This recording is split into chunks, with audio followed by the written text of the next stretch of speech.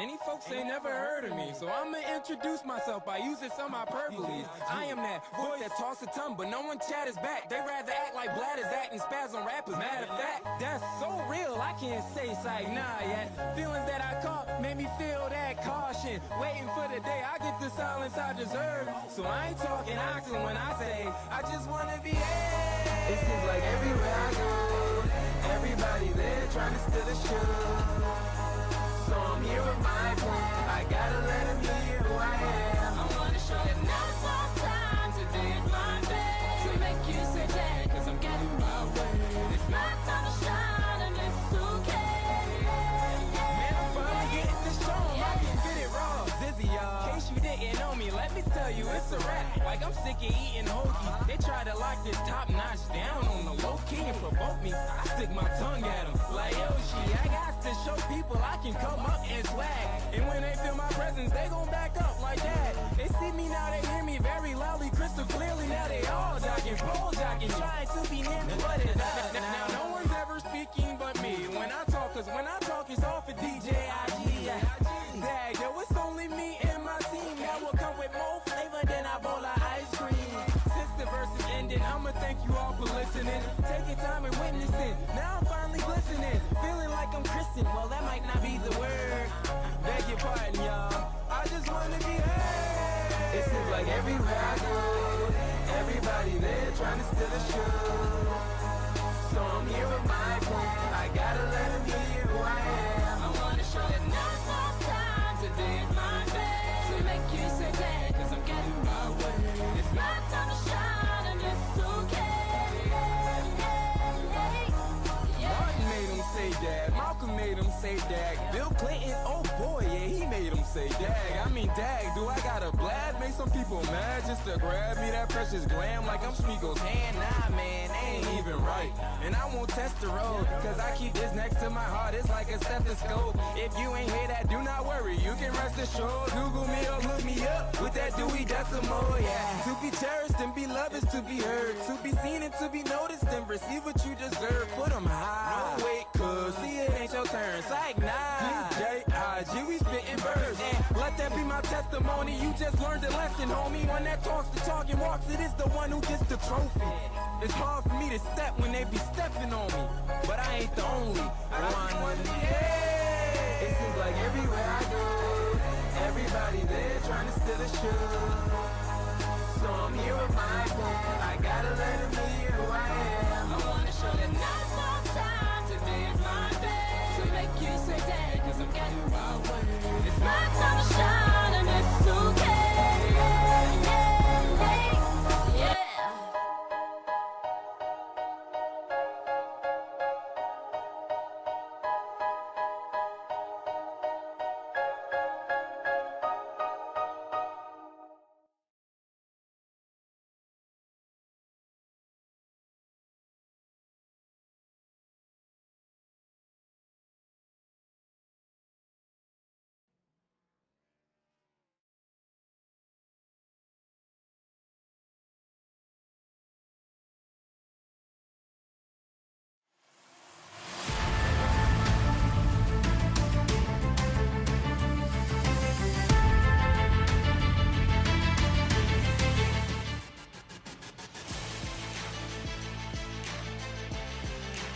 Welcome to Hot Atlanta, a track known for its asphalt surface that eats up the tires and tests the driver's ability. It's tonight where it's race 10 of the Season 7 4-Wide Racing TJ's Team Series, and where we welcome you to the Drop in the Hammer pre-race show in anticipation of this next mile-and-a-half race.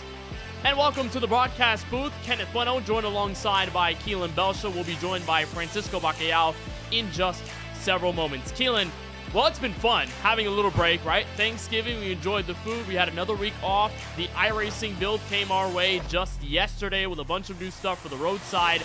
Not that many changes on the oval side, but the drivers are finally back in their sim cars, ready for another regular season race. Our second straight at a mile-and-a-half, our first one from Atlanta. What should we expect in tonight's race after it's been quite a while? Well, it's good to be up here with you again, Kenneth. And yeah, we had a couple weeks off, but I'm happy to be up here with you. I felt like those 2 weeks just dragged and dragged. I look forward to Wednesdays being like, hey, it's 4-wide race day. Today's the day. Well, now it finally is the day, December 11th. After a couple weeks off, I'm happy to be here. A couple new things with the next gen. You did mention to me earlier about how they take damage a little bit more heavier. We'll get into that a little bit later. But Atlanta, it's one of the harder mile-and-a-half ovals, in my opinion. This legacy scan of it from 2008. It's going to be chewing up on the tires all day long. These guys are going to have to keep track of that. And I feel like from what we've heard from Tyler Murray and a couple other guys before this race, we can see guys on the bottom, we can see them on the top. They'll be searching for grip all day long, so I think we're going to have a fun one. It's a track that hasn't been seen in quite a while. It's been a full season, in fact, since we have raced here at this virtual Atlanta Motor Speedway. Obviously, league owners Tyler Murray and the rest of the admin team faced with the task of whether to go to the new Atlanta Super Speedway or to stay with the true and old reliable feature of the 2008 Atlanta circuit, which will be on the schedule this year, the one that we'll be facing here tonight. A look at the Season 7 schedule, including some of those changes that we highlighted several weeks ago at the virtual Charlotte Motor Speedway back in late November before Thanksgiving. We have Atlanta tonight. There is no change regarding that, but there is a change regarding next week's race on December 18th. Instead of heading to the Paperclip in Martinsville, Virginia, we're going to be heading to the Brickyard, Indianapolis Motor Speedway. The field will take on that 2.5-mile rectangle oval on December 18th. The other change to the schedule, the opening race of the playoffs, formerly North Wilkesboro, now on the West Coast at Auto Club Speedway, which will be the second time the field encounters the 2-mile track in Fontana, California. So, Keelan, it's changed the perspective for a lot of drivers, many guys, including the league owner, sort of questioning what Martinsville would bring to the table, how chaotic it would be, but it seems as though the consensus is everyone wants Indianapolis, everyone's excited to race there next Wednesday. Yeah, Indianapolis, a historic venue, always a fun track to race. There's so much on-throttle time there, and you have to get those corners perfect.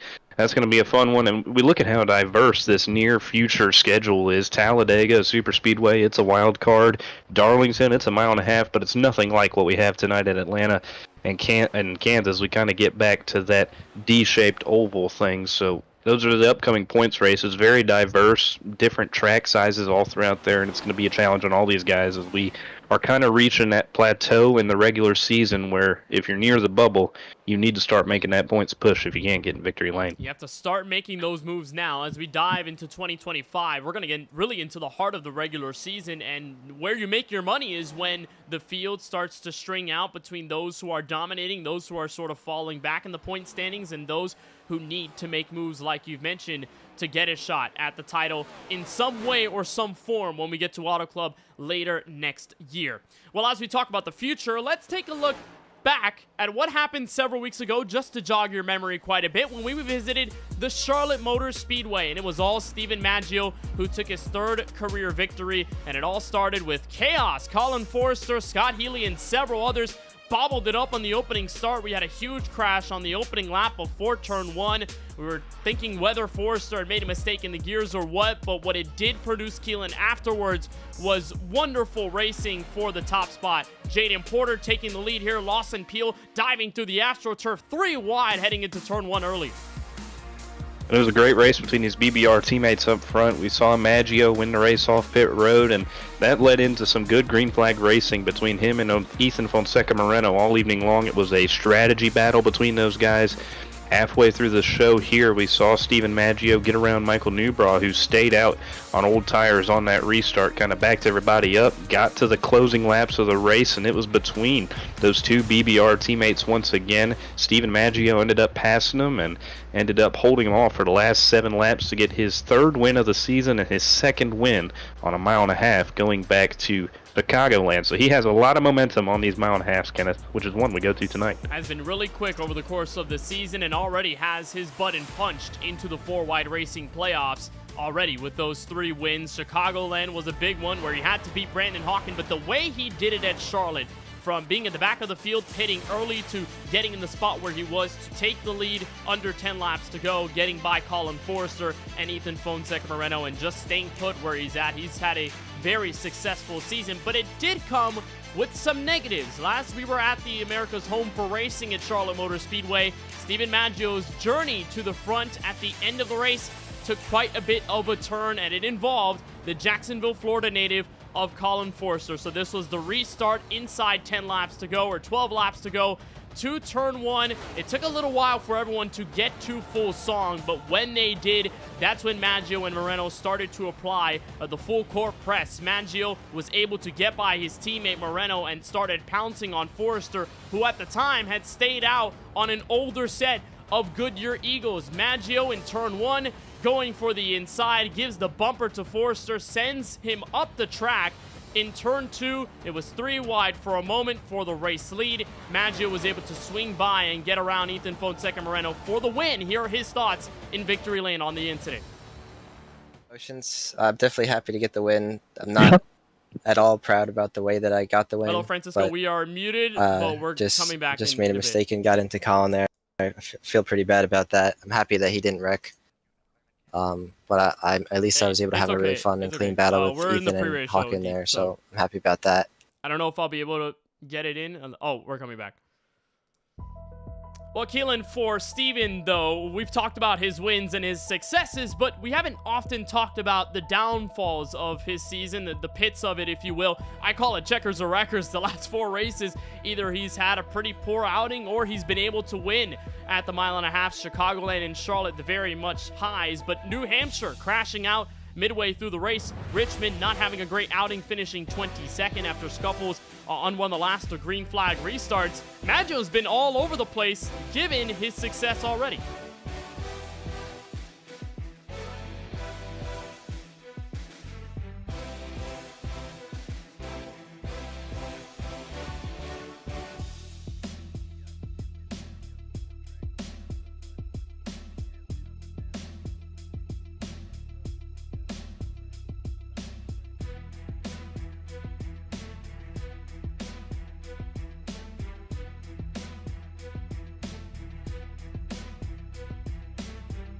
Maggio's been a part of some of the best finishes we've seen already in 4-wide racing history, and while many moments are captured in the vaults and considered for greatest moments of all time down the stretch, some moments aren't often as remembered, hence why tonight we're going to take our journey back in time with a KBRN Moment in Time from Atlanta. Welcome to a KBRN Moment in Time. For this one, we travel back to 2021 and the 4-wide racing ARCA series from Atlanta. Banks, Forster, your first row to the green flag. We go championship racing from Atlanta.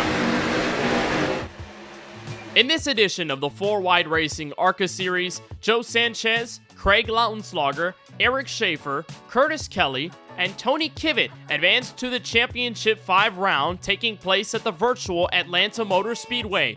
Going into this finale, Joe Sanchez had the most wins with 5, Craig Lautenschlager had a win of his own, the other 3 winless in the campaign. The race started off quickly and settled into a green flag run easily, with Tony Kivitt setting the pace early. While Craig Lautenschlager, Schaefer, Kelly, and Sanchez tried their best to beat Kivitt on the strategy, no one was able to outpace the number 7 Chevrolet, as he was able to use the overcut strategy to keep track position and keep his space away from everyone else. While Colin Forster, rookie at the time, picked up his win at Atlanta, Tony Kivitt, several spots back, was able to cross the start-finish line without a problem to capture his first 4-wide racing ARCA Series title. To this day, it stands as the only title won in 4-wide racing competition by Tony Kivitt. And that's today's KBRN Moment in Time. Well, that was a fun look back in time, wasn't it, Keelan? 3 years ago here at Atlanta Motor Speedway, where we had Tony Kivitt win his first and only 4-wide racing title. I mean, nowadays we talk about the Lawson Peels, the Brandon Hawkins, the Stephen Maggios, the Morenos of the world, but Tony Kivitt, who's been a part of this series for as long as I can remember, several years, I think he's been here since the inception of 4-wide back in 2020. He had his shining moment then in 2021 with the ARCA series, and I'm glad that we were a part of that history on the KBueno Racing Network, and just gives you a fun little story about some of the personalities and even the successes, what the drivers have been able to accomplish even all those years back. Yeah, that's for sure, Kenneth. And Tony, great guy. We this is my first season covering 4 wide in full, so I learn the history some every week when you pull up something like that. I had no clue that Arca Series he won the championship. But that's awesome for him. He made his presence known to me my first week here in the 4 wide racing league at Daytona when he went out and he led several laps in that season opener, and he has made pretty much every race since then. So I know how committed he is to this league, just like a lot of other guys in here are. And that's what I love about 4 wide. A lot of personalities who commit to running this, good or bad, on the racetrack. I think it's fair that we introduce Francisco Bacalhau to the broadcast team tonight because, Francisco, you and I were on the call for some of those ARCA races, especially at the end at Atlanta where Tony Kivet was able to walk away with the title. What are your fondest memories of early 4 wide, whether it be ARCA or even a bit of the Cup Series? Well, I'm happy to be here in the booth. Yes, I'm sorry for being late, but I'm here, and I think one of the earliest days, and this goes back to the very, very beginning. I think my first broadcast, it was at Pocono in season 2, and for some reason, and it's probably because I was not familiar with any names, I kept calling Kyle Benson Kyle Benjamin. So that was a thing I remember from my first show here in 4Y. But that season 2 season, just kind of the way it went, we ended up having Scott Healy as a champion. Season 3, ran a couple races, got a couple wins. The Gen 6 era is definitely a nostalgic era in this series, because after that we moved over to the next gen, but I certainly hold those victories I got dear to me. Well, yeah, and I called some of those victories, in fact, all of them, so that was pretty fun there as well. The Gen 6 era was certainly a lot of fun back in 2021 with the 550 horsepower package drivers getting used to that, obviously, and making sure that they can be the best that they could be. And Atlanta was the season finale back in Season 3, the last edition of 4 wide where we used the Gen 6 Cup cars, where AJ Green was able to steal the title in his rookie season. So back early in 4 wide days and before the dawn of the next gen and everything going on, and there are lots of great memories back then in 4 wide history. Well, if we're talking about one of the OGs in 4 wide in Tony Kivet, it's fair we'll bring up a driver who we've been trying to talk to for several weeks, but will join us now as our pre-race interviewee on the Drop in the Hammer pre-race show. That is the driver for DBR and his Chevrolet, Michael Newbraw, joins us in the booth. Michael, first of all, welcome. It's great to have you in. We were ready to have you in the booth for a couple weeks now, but finally we've got you in. First of all, what are your thoughts about Atlanta and what you should face behind the wheel tonight? It's gonna shred the tires for sure. I think I'm the only one that's gone on the longest run. I went a full fuel load and it shredded the tires. You have to back these corners up pretty good and not tear them up coming off the corners. Several top 15 finishes throughout this campaign. 13th at Chicagoland, which maybe is the most comparable oval to Atlanta in how brutal it is on the tires and how bumpy it is as a racetrack. Is there anything that you've learned from Chicagoland that you could take into account tonight at Atlanta? Just being easy, backing up the corners. I have a bad habit of not using enough brake and trail in it, and then just kind of smushing the gas to come off the corner. Just being real easy on the throttle, and then survive the wrecks. There's always going to be some wrecks. You got to survive them. That's true, and we did have several wrecks at Charlotte going down the line at the beginning of the race. You and I were talking about it with the Murray Reedy Motorsports guys a couple minutes before we went on live for the pre-race show, and you were talking about the moment that you stayed out on strategy while everyone else came down pit road in the effort to get the track position. What's it been like in the strategy sense and in the sense of trying to make the playoffs as you progress throughout this season? This is a strong field for sure. It definitely have a lot of top-notch guys. You definitely, for me, I have to go off a different type of strategy. I know that I'm not going to be as fast as those guys, so I have to go on like longer green run strategies, and was my goal at Charlotte. I was one of the few drivers that could make it to the end on the fuel strategy that we had. So when the green came out and I seen 3/4 of the field was still a lap down because they already pitted, I was like, I'm not pitting. I'm going to trap them all a lap down then.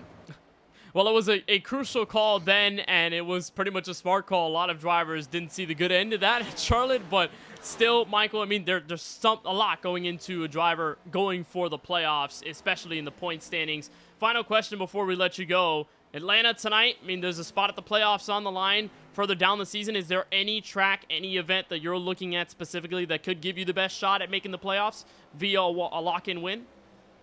Auto Club. I love Auto Club. All right, well, there it is. We love Auto Club, too. Phenomenal track. Michael, thank you so much for joining us. Hopefully, we're able to talk to you soon throughout the rest of this regular season, heading to the playoffs, but good luck on the track tonight. Thanks, Kenneth. Appreciate it.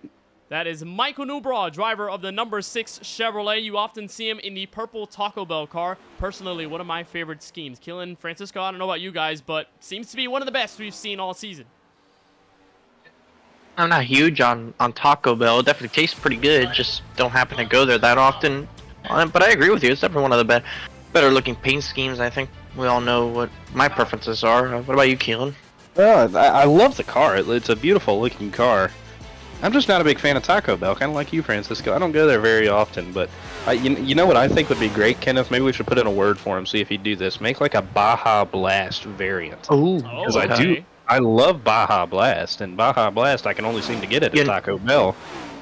So you know what I would love to see, Keelan? Now that you mentioned the Baja Blast, I would love to see the Oreo Coca-Cola paint scheme. Oh, that would be wild. I mean, the closest thing to it, I'd say, was the Coke Energy scheme that Zach Novak ran a couple years ago in the Coke series when that was a whole big thing back in 2020, 2021.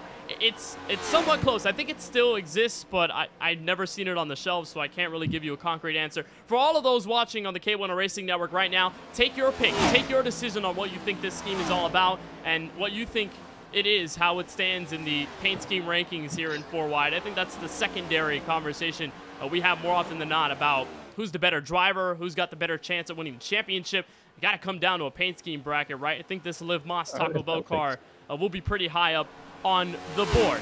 So as we talk about some of the OG drivers in this series, we're looking back at the history of the KBueno Racing Network.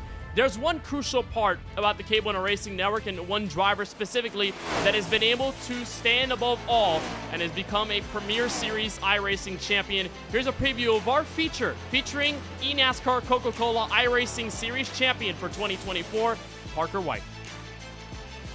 There's contact in turn.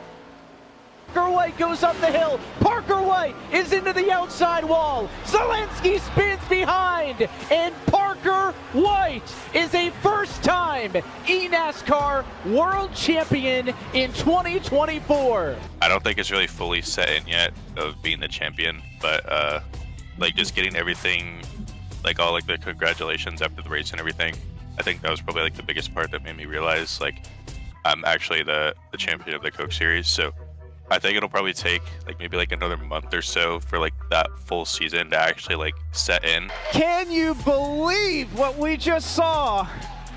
There were 3 different championship leaders at 3 different moments. When I went down to go see her, she like I was kind of expecting her to like be wanting to get to me first, but I had to like weave my way through the crowd and get to her first. So I think that's when I realized like, yeah, she is very happy for me because I think it was still setting in for her as well. And yeah, she's just been a very big supporter of mine ever since I was in the Coke Series. So yeah, I've got to thank her a lot. And really just the whole family aspect of that whole event, like everyone else's family as well. Like all of Steven's family, they congratulated me after the race. Yeah, so just it was very cool meeting everyone there, especially the families of all the other drivers. So like I said, I've never raced in a setting like that, so that was a very big part for me, and I'm glad I got to experience that. And to learn more about Parker White's journey to the top in eNASCAR, you can watch Rise of a Champion on KBueno Media. That will come your way pretty soon. We're going to be cooking that up for you. That's just a little bit of what you should expect to see for Parker on his journey to becoming one of sim racing's all-time best in eNASCAR and his journey that lies ahead and all the memories on the KBueno Racing Network. So that'll come your way here on the KBueno Racing Network along with our KBRN pages on social media. All right, let's get to our KBRN track map with images provided to us by Google Earth. Keelan Belshaw, what's Atlanta all about? Well, out here at Atlanta Motor Speedway, outside of Atlanta in Hampton, Georgia, a little small town outside of Atlanta. Track opened in 1960. It's a nice mile and a half, and the version we are racing on today has that rough, torn-up surface with 28 degrees of banking in turns 1 through 4, 5 degrees on the straightaway. Looks a lot like its sister track, Texas, and this one, the torn-up surface, is the one we'll be racing on today. And Kenneth, you gave us the courtesy of showing us what a lap is like here. Francisco, talk us through it. Extremely bumpy. That's the first thing you're going to notice on this onboard. As you go through turns 1 and 2, you see all these bumps, and you want to make sure you steady the wheel out here off of turn 2. It's such a long exit. It's easy for this car to want to snap. You go through those bumps on the back straightaway, and you want to get down into turn 3, and it's going to be very crucial for everybody to keep the car under control under these bumps, especially here in turn 4. The lower you can keep the car and get it into that white line, I think the better off it's going to be, not just for tire wear, but for handling. I mean, we talk about it at the Charlotte Motor Speedway. Getting your left sides on that white line makes a huge difference grip-wise, but I wouldn't be surprised, Kenneth, if later in the run you see guys moving up towards that wall, because especially in 1 and 2, you can find some good time doing that. You can, and I wasn't brave enough to go to the outside wall in neither of my onboard laps, so I'm just trying to do my best Kevin Harvick impression at running the inside line. You did pretty good there. I missed the bottom, though, on both ends with the left side tires, but that's what it looks like to run here at Atlanta Motor Speedway on the old surface. We talk often about what they did in 2022 with the whole revamp of this Atlanta Motor Speedway, when you give it more banking, when you narrow up the track surface, and when you make it a flat-out super speedway mile-and-a-half configuration. You bring in a lot more chaos into that in a different race package, but the drivers here at 4Wide and league owner Tyler Murray seem to be faithful in what the old Atlanta can bring, and it's difficult to drive nature and what it can do for the strategy. And Francisco, when we were looking at that KBueno moment in time, we had the ARCA race go flag to flag. It was a strategy-filled race, and often we were talking about all the tire wear and everything going down. So that does have the possibility to happen here tonight with the field we have and with the way the mile-and-a-half races specifically have gone in a sense. Let's get a look at the point standings and what we are seeing right now. I didn't put the points on the right side. Yes, blame Kenneth in the YouTube chat. But, Francisco, we do have Jaden Porter at the top of it. This is disregarding the win and you're in format. This is just straight off of raw points off of race results this season. What you'll see is a lot of BBR. Jaden, Steven, Ethan Fonseca Moreno, lots of guys from the BBR camp starting to emerge in the top 10, but it seems to be really cutthroat for the top spot. Porter, Kelly, and Benson have been going at it, it seems, for the past several weeks now, and it's been really fun to watch. It has been. Jaden Porter, Curtis Kelly, Kyle Benson, they've been the epitome of consistency this season. They've been the best 3 drivers by far as being able to consistently get really good results. You have Steven Maggio with those 3 wins. Yes, unfortunately, whenever he's not been in victory lane, has not been ideal weekends for himself. So if he settles that consistency front thing for him, he can definitely break into that top 5 and challenge for the points lead. But I think critically, Lawson Peel down in 7th. This is not a position we're used to Lawson Peel being, Kenneth. He has the 1 win at the Las Vegas Motor Speedway mile and a half as well. But for Lawson Peel, this season has been anything but what he's expected and what we've expected. I think his idea is going into a racetrack where he captured his 2nd career victory back in Season 3 and looking to get his season on the right track. Yeah, and we were talking about that earlier, Keelan, you and I, about Lawson Peel and some of the mistakes he's made this season, the poor places he's been in, whether it be through bad luck or not. I mean, a couple weeks ago with Charlotte, he missed his pit stall under green flag strategy, so it's like, it's a seemingly different season for Lawson, not as dominant as it was back in Season 4. We'll keep an eye, though, on where those drivers in the top 10 fluctuate after tonight's race, which, you know, has been in favor of drivers for Drinkin' Bros Racing and several others in that top 10 list. We'll keep an eye on it as we move forward. Well, now that we're in the back end of this Dropping the Hammer pre-race show, 2024 is ending, and as far as we know, we've got only 2 races to go, including tonight, before we wrap up the year and bring on 2025. So our KBRN Wrapped may be out, and I'll probably bring out some stats there in some form or shape. But let's get through our Wrapped for the music side, and I'm just going to bring this up. There's a lot of different screenshots fluctuating between some of us at the KBueno Racing Network, some of the drivers. I'm going to make it up to the audience to decide which is which. But guys, how about our Wraps this year? How about it, Keelan? I think personally we did amazing. I was kind of shocked though, Francisco, because we looked at yours and you had what was 165 1,000 minutes. Yeah. That's insane. Yeah. And who's listening to Tate McRae? Look at that top 3: Tate McRae, Morgan Wallen, and 3 Days Grace. That is very diverse. Well, let's just say we know who it is, but we would definitely like to keep their identity personal. There's mine right there. I think that's one of the best top 5, both in artists and songs you'll have. And all those minutes, Keelan, they mostly come from my job. I definitely like to listen to music while I work, and when I'm doing the broadcast, I sometimes will tune into something just to kind of help me ease it through, so you can already imagine how many hours a day that is. Kenneth's been on his JID this year. I do love Apple Music. I have been. I'm the only one in this group with Apple Music, which, say what you want, but I like Apple Music and its replay feature a lot. Y'all won't unwrap the present on who has Tate McRae as their number 1, but I will. It's Tyler Murray, the league owner, and he'll maybe ban me for that, but nonetheless, did spend a lot of time listening to Tate McRae. No judgment at all. A lot of different types of music. What did your raps look like in 2024? We're excited to hear that in the KBRN YouTube chat if you want to chime in and give us your thoughts about either our raps or what yours looked like for this year. It was just a little fun thing to do. Keelan, you brought this up as an idea, actually. I didn't even have it in mind, but you brought it up to me, and I felt like I had to do you right by it. Had to.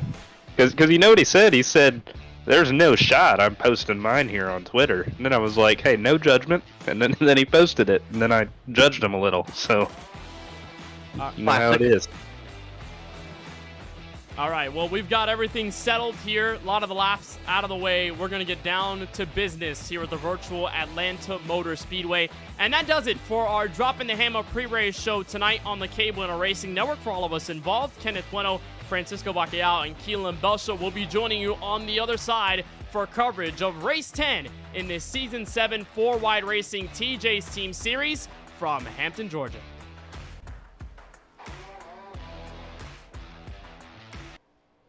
Racing isn't easy, but experiencing it is. iRacing puts you in the driver's seat with the industry's leading sim racing game. Drive on laser scan replicas of the greatest racing circuits from around the world. Go head-to-head against other drivers chosen by skill-based matchmaking to ensure competitive racing at every level. Compete across all your favorite series. In officially licensed cars, engineered to deliver the most accurate driving experience possible.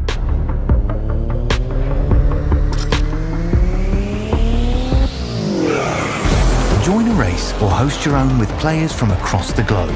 Race against the computer or in a league with friends. Feel the thrill behind the wheel. Visit iRacing.com.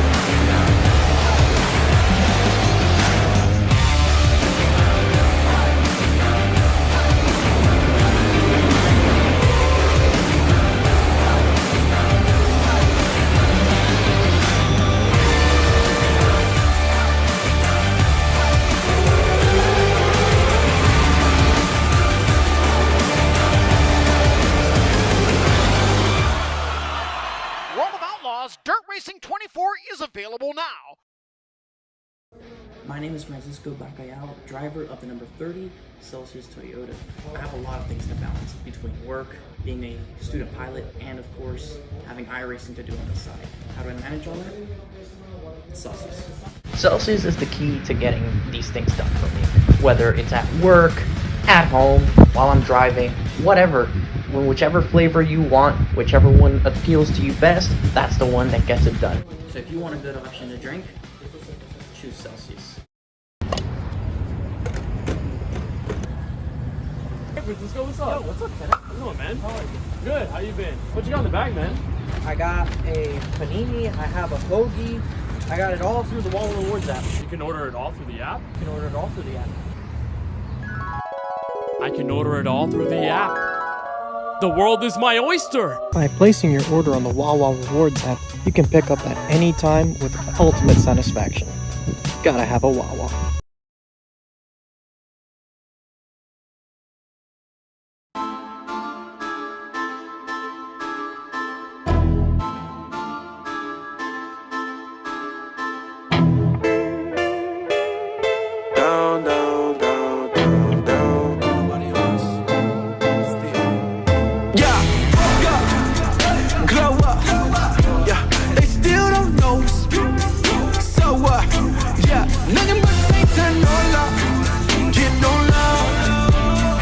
That's my bonus for my quota.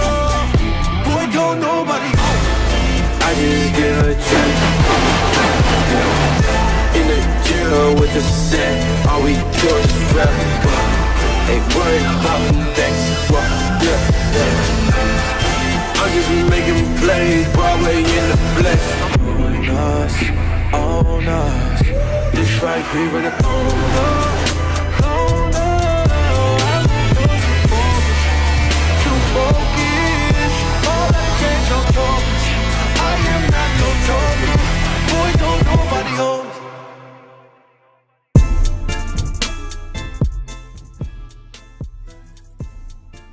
The playoffs are only getting closer, and a heated season turns up the temperature further with a visit to a place known by many as the Peach State, but by the world of stock car racing as brutal Hotlanta.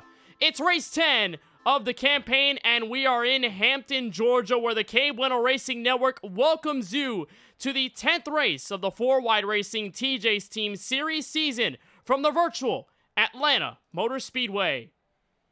Welcome back. It's been a while since you've joined us, and welcome to the action, where alongside Francisco Bacallao and Keelan Belsha in the booth, I'm Kenneth Bueno. Francisco, it's our first revisit to Atlanta since Season 6. We had Luke Knupp win that race over Brandon Hawken, who made his debut in 4Wide. Fast forward to 2024, it's been a long progression since, but in our return to Atlanta, we could see another classic in the making. Happy to be here in Atlanta, Georgia, Kenneth, and every time we've been to this racetrack, it provides some great racing, some great results, and great finishes, and I think what we're going to see here today is going to be nothing short of just that. An old bumpy surface with some hot track temperatures and a big challenge for these guys is definitely going to make for great action. And Keelan, as we progress through this season, only one more race after tonight until we close off the year and end up in 2025 on the other side in January. How important are these races now that you're getting deeper into the regular season and drivers are going to have to start dealing their haymakers if they want a shot at the playoffs?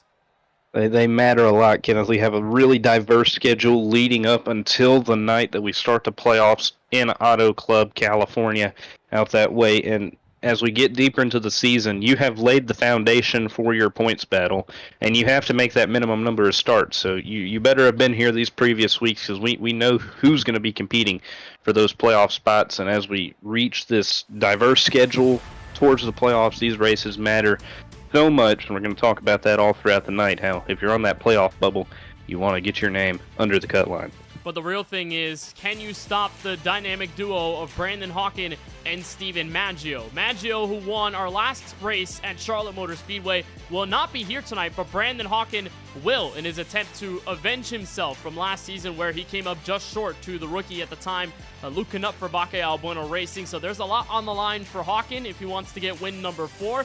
but for everyone else, if they want to get their name on the top of the board and find themselves in victory lane. We've been seeing a lot of drivers fluctuate in practice, now through the midway portion of qualifying, so it will be a lot of fun once we get down to it. But as we turn up the aggression and the intensity, Francisco, in Season 7 of the 4Wide Racing TJ's Team Series, it doesn't mean we won't have any fun, right? Because on the track, we'll have a lot of great racing, but we will have an all-star race midway through the campaign, and this is our info from Tyler Murray himself. Sent it to me moments before we get the green flag tonight. It will be in Sin City, Las Vegas Motor Speedway. We'll have a 35-lap open race to which the top 3 finishers are able to move on to the main event, which will be 100 laps. That race, January 29th in the Big 2025. That'll be on a Wednesday like we usually do. But we also have how the drivers get in, Francisco. We have obviously the pole winners, the race winners, champions, and former all-star winners. Lots of big things to carry into consideration. And the fan vote, that's open now. You can vote for your favorite driver. So for the all-star race, the preparation is only just beginning. Yeah, I mean, this is going to be some exciting stuff at Las Vegas for that all-star race. And just looking at the automatic qualifiers, you definitely have at least about 20-25 guys that are going to be locked in as a locked-in position. And then you're going to have another 6 people that can make it in based off those criteria in the open qualifiers. Top 3 finishers in the open, the 2 highest in points that didn't automatically qualify and didn't qualify their way in through the race, and then obviously the fan vote, the person with the most votes that doesn't meet any of the previous criteria, and then the top 10 main event finishers get regular season bonus points. I think that's going to be very crucial for guys that aren't necessarily in that playoff battle right now and are looking to try and get their way up there. The all-star race, even though it's a non-points race, could be a huge opportunity for them to close that gap just a little bit. You know, some people ask in the all-star race, is there really anything to fight for other than money? Well, Tyler has responded with a possible postseason appearance. And for many of those guys who haven't found success this season,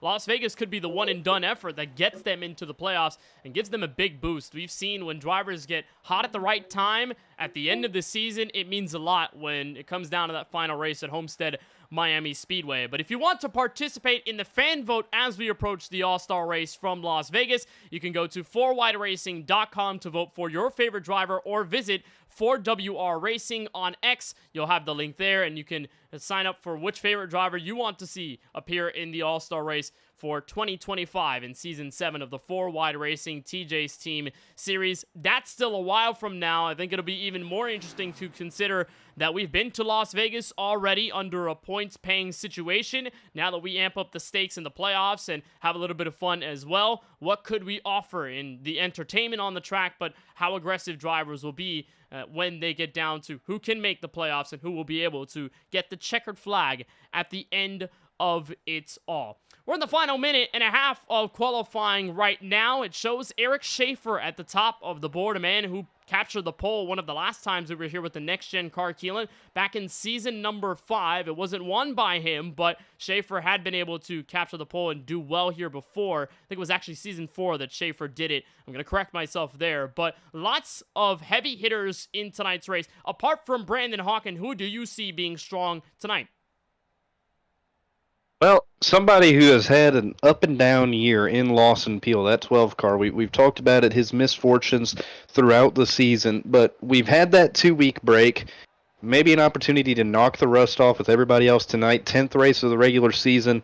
Throw those first 9, besides your win at Las Vegas, out the window and try to regroup and get your season back together, because he's not in a bad position. He's still sitting back there 7th in points, but he's going to have to build some momentum as we inch closer to those playoffs if he wants to make a push for that championship this season. And I think Atlanta's going to be a track that kind of favors him. He was really good in the Xfinity cars last year at these kind of tire abrasive tracks, and he's been good at mile and a half, so if he can eliminate the mistakes on pit road and on the racetrack alike. So I think this is going to be an opportunity for Lawson Peel in that 12 car to really turn his season around tonight. Francisco, your pick. We have to go with the last time we were at this racetrack, the race winner in these cars, and that is the 34 of Austin Reedy, who did not set a lap time here for qualifying, but the last time the next-gen cars were here at the Atlanta Motor Speedway, it was the last lap pass for Reedy that got him his most recent win in the 4Wide Racing Series. As there you see, he's continuing to get some momentum after having a poor start to his season. He's gotten 3 straight top 10 finishes. This is the Austin Reedy we've been accustomed to seeing, and it's just not been there for him the last couple of seasons, Kenneth. So for Austin Reedy, he's looking to get back into victory lane, snap that winless streak, and get back to the playoffs like he was doing back in the earlier days. Lots of strong situations for Austin Reedy. Charlotte was one of them, and you mentioned those 2 finishes that he finished in the top 10 with after starting beneath the top 30. It's a climb through the field. It's a very big one, in fact, but it's one that Reedy has been able to overcome. We'll see what he can do when we get the green flag here tonight from Atlanta Motor Speedway.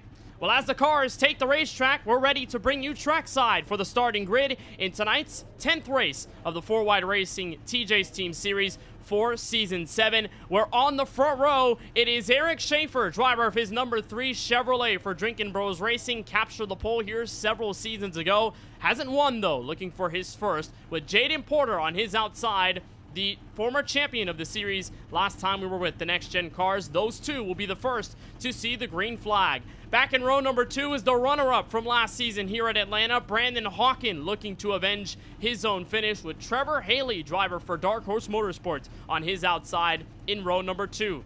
AJ Green, who won the 4Wide Championship in Season 3 at this very speedway, he'll line up inside the top 5 with Lawson Peel, former winner here at this speedway, on his outside in P6. Back in row number 4 is where you'll find not Stonks, but still kind of Stonks member Adam Alashire in the 91. Lance Hill makes his return to the series for Stonks Motorsports. He'll roll from position number 8. And rounding out the top 10 is Ethan Fonseca Moreno and Curtis Kelly, Francisco Bacallao. Mikey Neal, who has an EOL here tonight, qualified in the 11th spot, won't be rolling off there, so he'll be going to the back of the field. And Ryan Pandiccio in the 12th position. Going back to the 7th row, you have Jesse Prees in his 00 with our Dropping the Hammer pre-race interview. Michael Newbraw rolling off in the 14th position. Craig Lattenslogger in the 15th spot, with Tristan Bailey making his return to the series in the 16th position. Kevin D'Elia in the 17th spot in his number 53, with league owner Tyler Murray in the 18th spot, probably listening to Tate McRae right now before we get going. Craig Parks is in the 19th spot in his number 17, with Jason Hastings rounding out the top 20. Back in row 11, you have Cody Kinsey in the 97 with Craig Rowe in the 24 to his outside. Row number 12 consists of Murray Reedy Motorsports' Christopher Bishop and Nicholas Bauman, the rookie, back in 24th. Kyle Benson, guy sitting top 3 in points right now, rolling off from 25th with Daniel Moore to his outside in 26th. In row number 14, Austin Reedy and Brandon Banks, 2 seasoned veterans there. Row 15 consists of Scott Healy and Tony Kivett, another row of veterans back there. And back in 31st and 32nd, we have Brian Dixon and rookie Dusty Applin. That brings the end of our 32-car field from the virtual Atlanta Motor Speedway. Again, like as Francisco mentioned, Mikey Neal, along with Adam Alashire, will serve an end-of-line penalty as we get the green flag tonight. Let's touch in with our KBRN in-race reporter for tonight's race from Hampton, Georgia. Let's bring in Stonks Motorsports driver and Season 3 champion AJ Green to the broadcast booth. AJ, you got a copy with us? Hello, I'm here. All right, AJ. Well, we've got a great one building up here tonight from Atlanta Motor Speedway, a place where you found success at with the championship. What do you expect in tonight's affair? I think we'll have long runs, and there will be tons of tire saving. Seems like this is a cheese grater, especially with the new update iRacing implemented a couple days ago. And you have the advantage of driving several seasons with the next-gen car here. I mean, Season 4, Season 5 at this speedway, and then Season 6 was a bit of a change, but nonetheless, Old Atlanta is still Old Atlanta. What is there out there on the racetrack that you can maybe learn from those previous experienced races to take into this one? Well, for me at least, it's, you could push on the start of the race. I mean, I've seen from teammates like Colin, you can push the first 5 laps. You can gain a bunch of spots because people are going to save tires. And then the 5 laps, if you can manage to save your tires in the rest of the race, it won't really harm you as much. Got some decent races this season, still searching for win number 1 of the calendar year, at least in 2024 as it concerns. What does it mean for you if you're able to take the checkered flag tonight from Atlanta? Well, it means I can not worry about the playoffs for the rest of the regular season, which is kind of nice to have. Always guarantee that you're in it. So if you do wreck, it's not the biggest problem. All right, AJ. Well, hopefully we'll be able to tune in with you for the rest of the race. Best of luck out there. Thank you. That is AJ Green, driver for Stonks Motorsports. He's our KBRN in-race reporter for tonight's race from Atlanta. All right, Keelan, let's get into your Keelan's keys to the race on this 1.5 mile track. Well, we have that really old surface tonight at Atlanta, so tires. You're going to want to take care of those because they will fall off pretty quickly. Search around for grip. I've been hearing the top, the bottom, the middle, anywhere could be viable for speed today. If you're around the playoff bubble, you're going to need a good race today, and let the race come to you. You don't want to be too aggressive and jeopardize anything too early in the race. And also Kenneth, Adam Alshire, and Mikey Neal serving their EOLs in this race. It will be fun here from Atlanta. First trip to this track since Season 6. And it's Eric Schaefer, Jaden Porter, a pair of Chevrolets to bring you the start of this 134-lapper from Hotlanta. Let's get it going. Green flag in the air. We're racing from Georgia.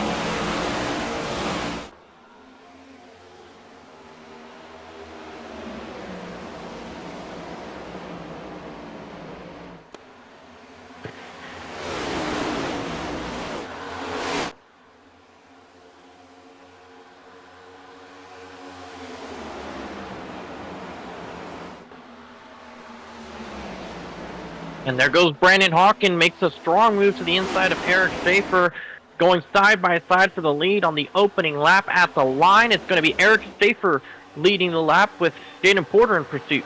Hawkins started on the inside of the second row and is already taking no prisoners. Schaefer trying to hold as best as he can on the outside lane, but Hawkins noses ahead on the back straightaway. It's an even fight off of turn 2 to the back end of the speedway. Schaefer holding strong on that outside, and that's going to be something we're going to see as this race develops. If that top is viable when you're racing for position here off the initial start of the race, Schaefer making that top work, Hawkin unable to get around him.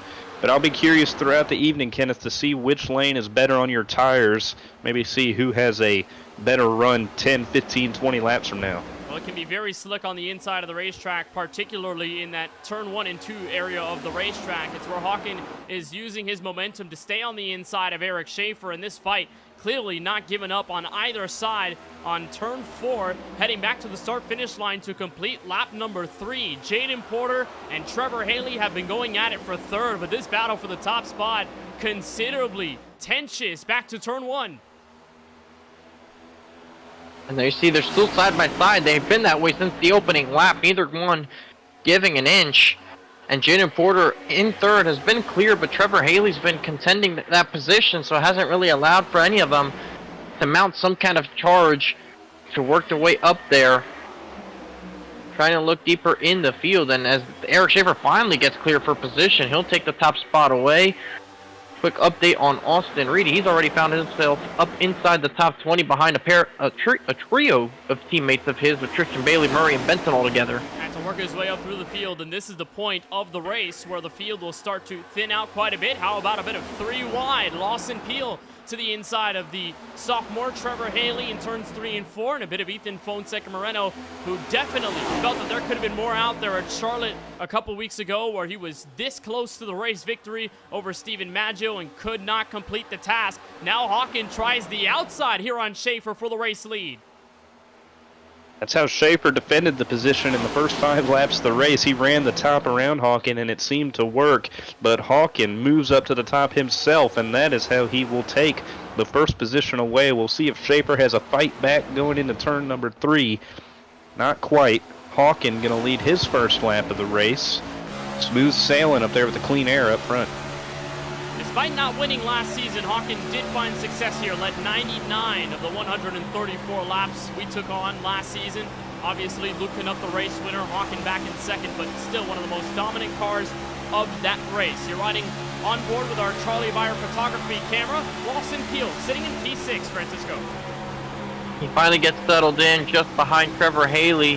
Haley's actually going to look to the outside of AJ Green here, and Ethan Fonseca right on the back bumper of this 12 car with Curtis Kelly in tow.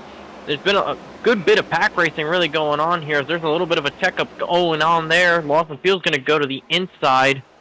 And you see, when they go into the corners, Kenneth, they're going to go into different lines, and they'll eventually try to straighten themselves out as much as possible on the straightaways to eliminate that drag and get as much speed as possible. Kind of like a Michigan or Auto Club at times it tends to get. But I will say, Brandon Hawken, in his debut here last season, was one of the dominant guys. It is not surprising to see him lead this early. Already out by 0.3 of a second over Schaefer, who is starting to feel the effects from the charging Jaden Porter.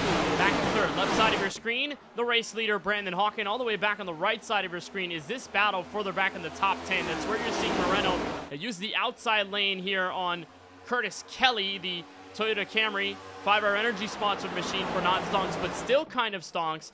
And Keelan, I mean, you guys mentioned it to me on the onboard lap, the fact that I use the inside line, but you can almost use every single bit of this racetrack in the corners. You could be at the very bottom near the white line. You could be in the middle where Schaefer was defending the top spot. Or you can run all the way up against the outside wall and still find speed on corner exit. Plenty of options here at Atlanta.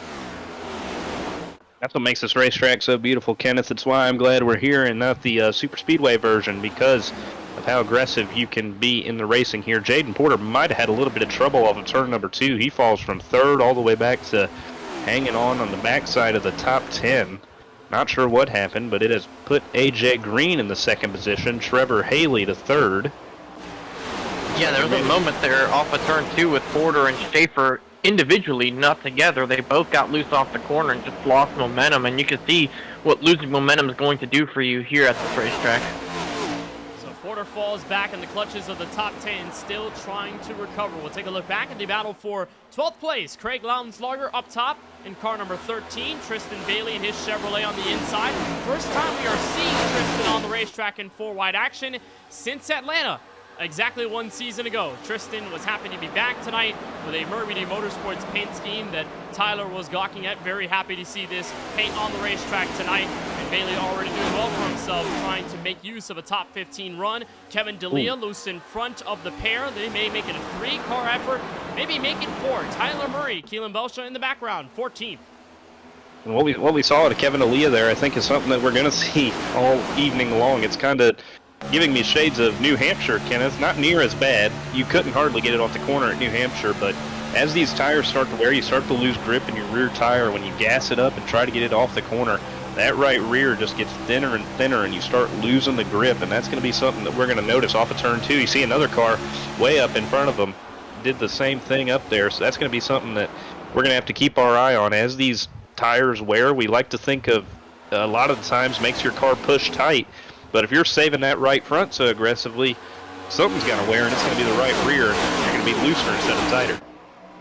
Here's a look at Trevor Haley sitting third. We mentioned how Jaden Porter sort of fell back after being right behind the race leader. Same for Eric Schaefer, who, despite the quick pace early, is dropped back to 7th place.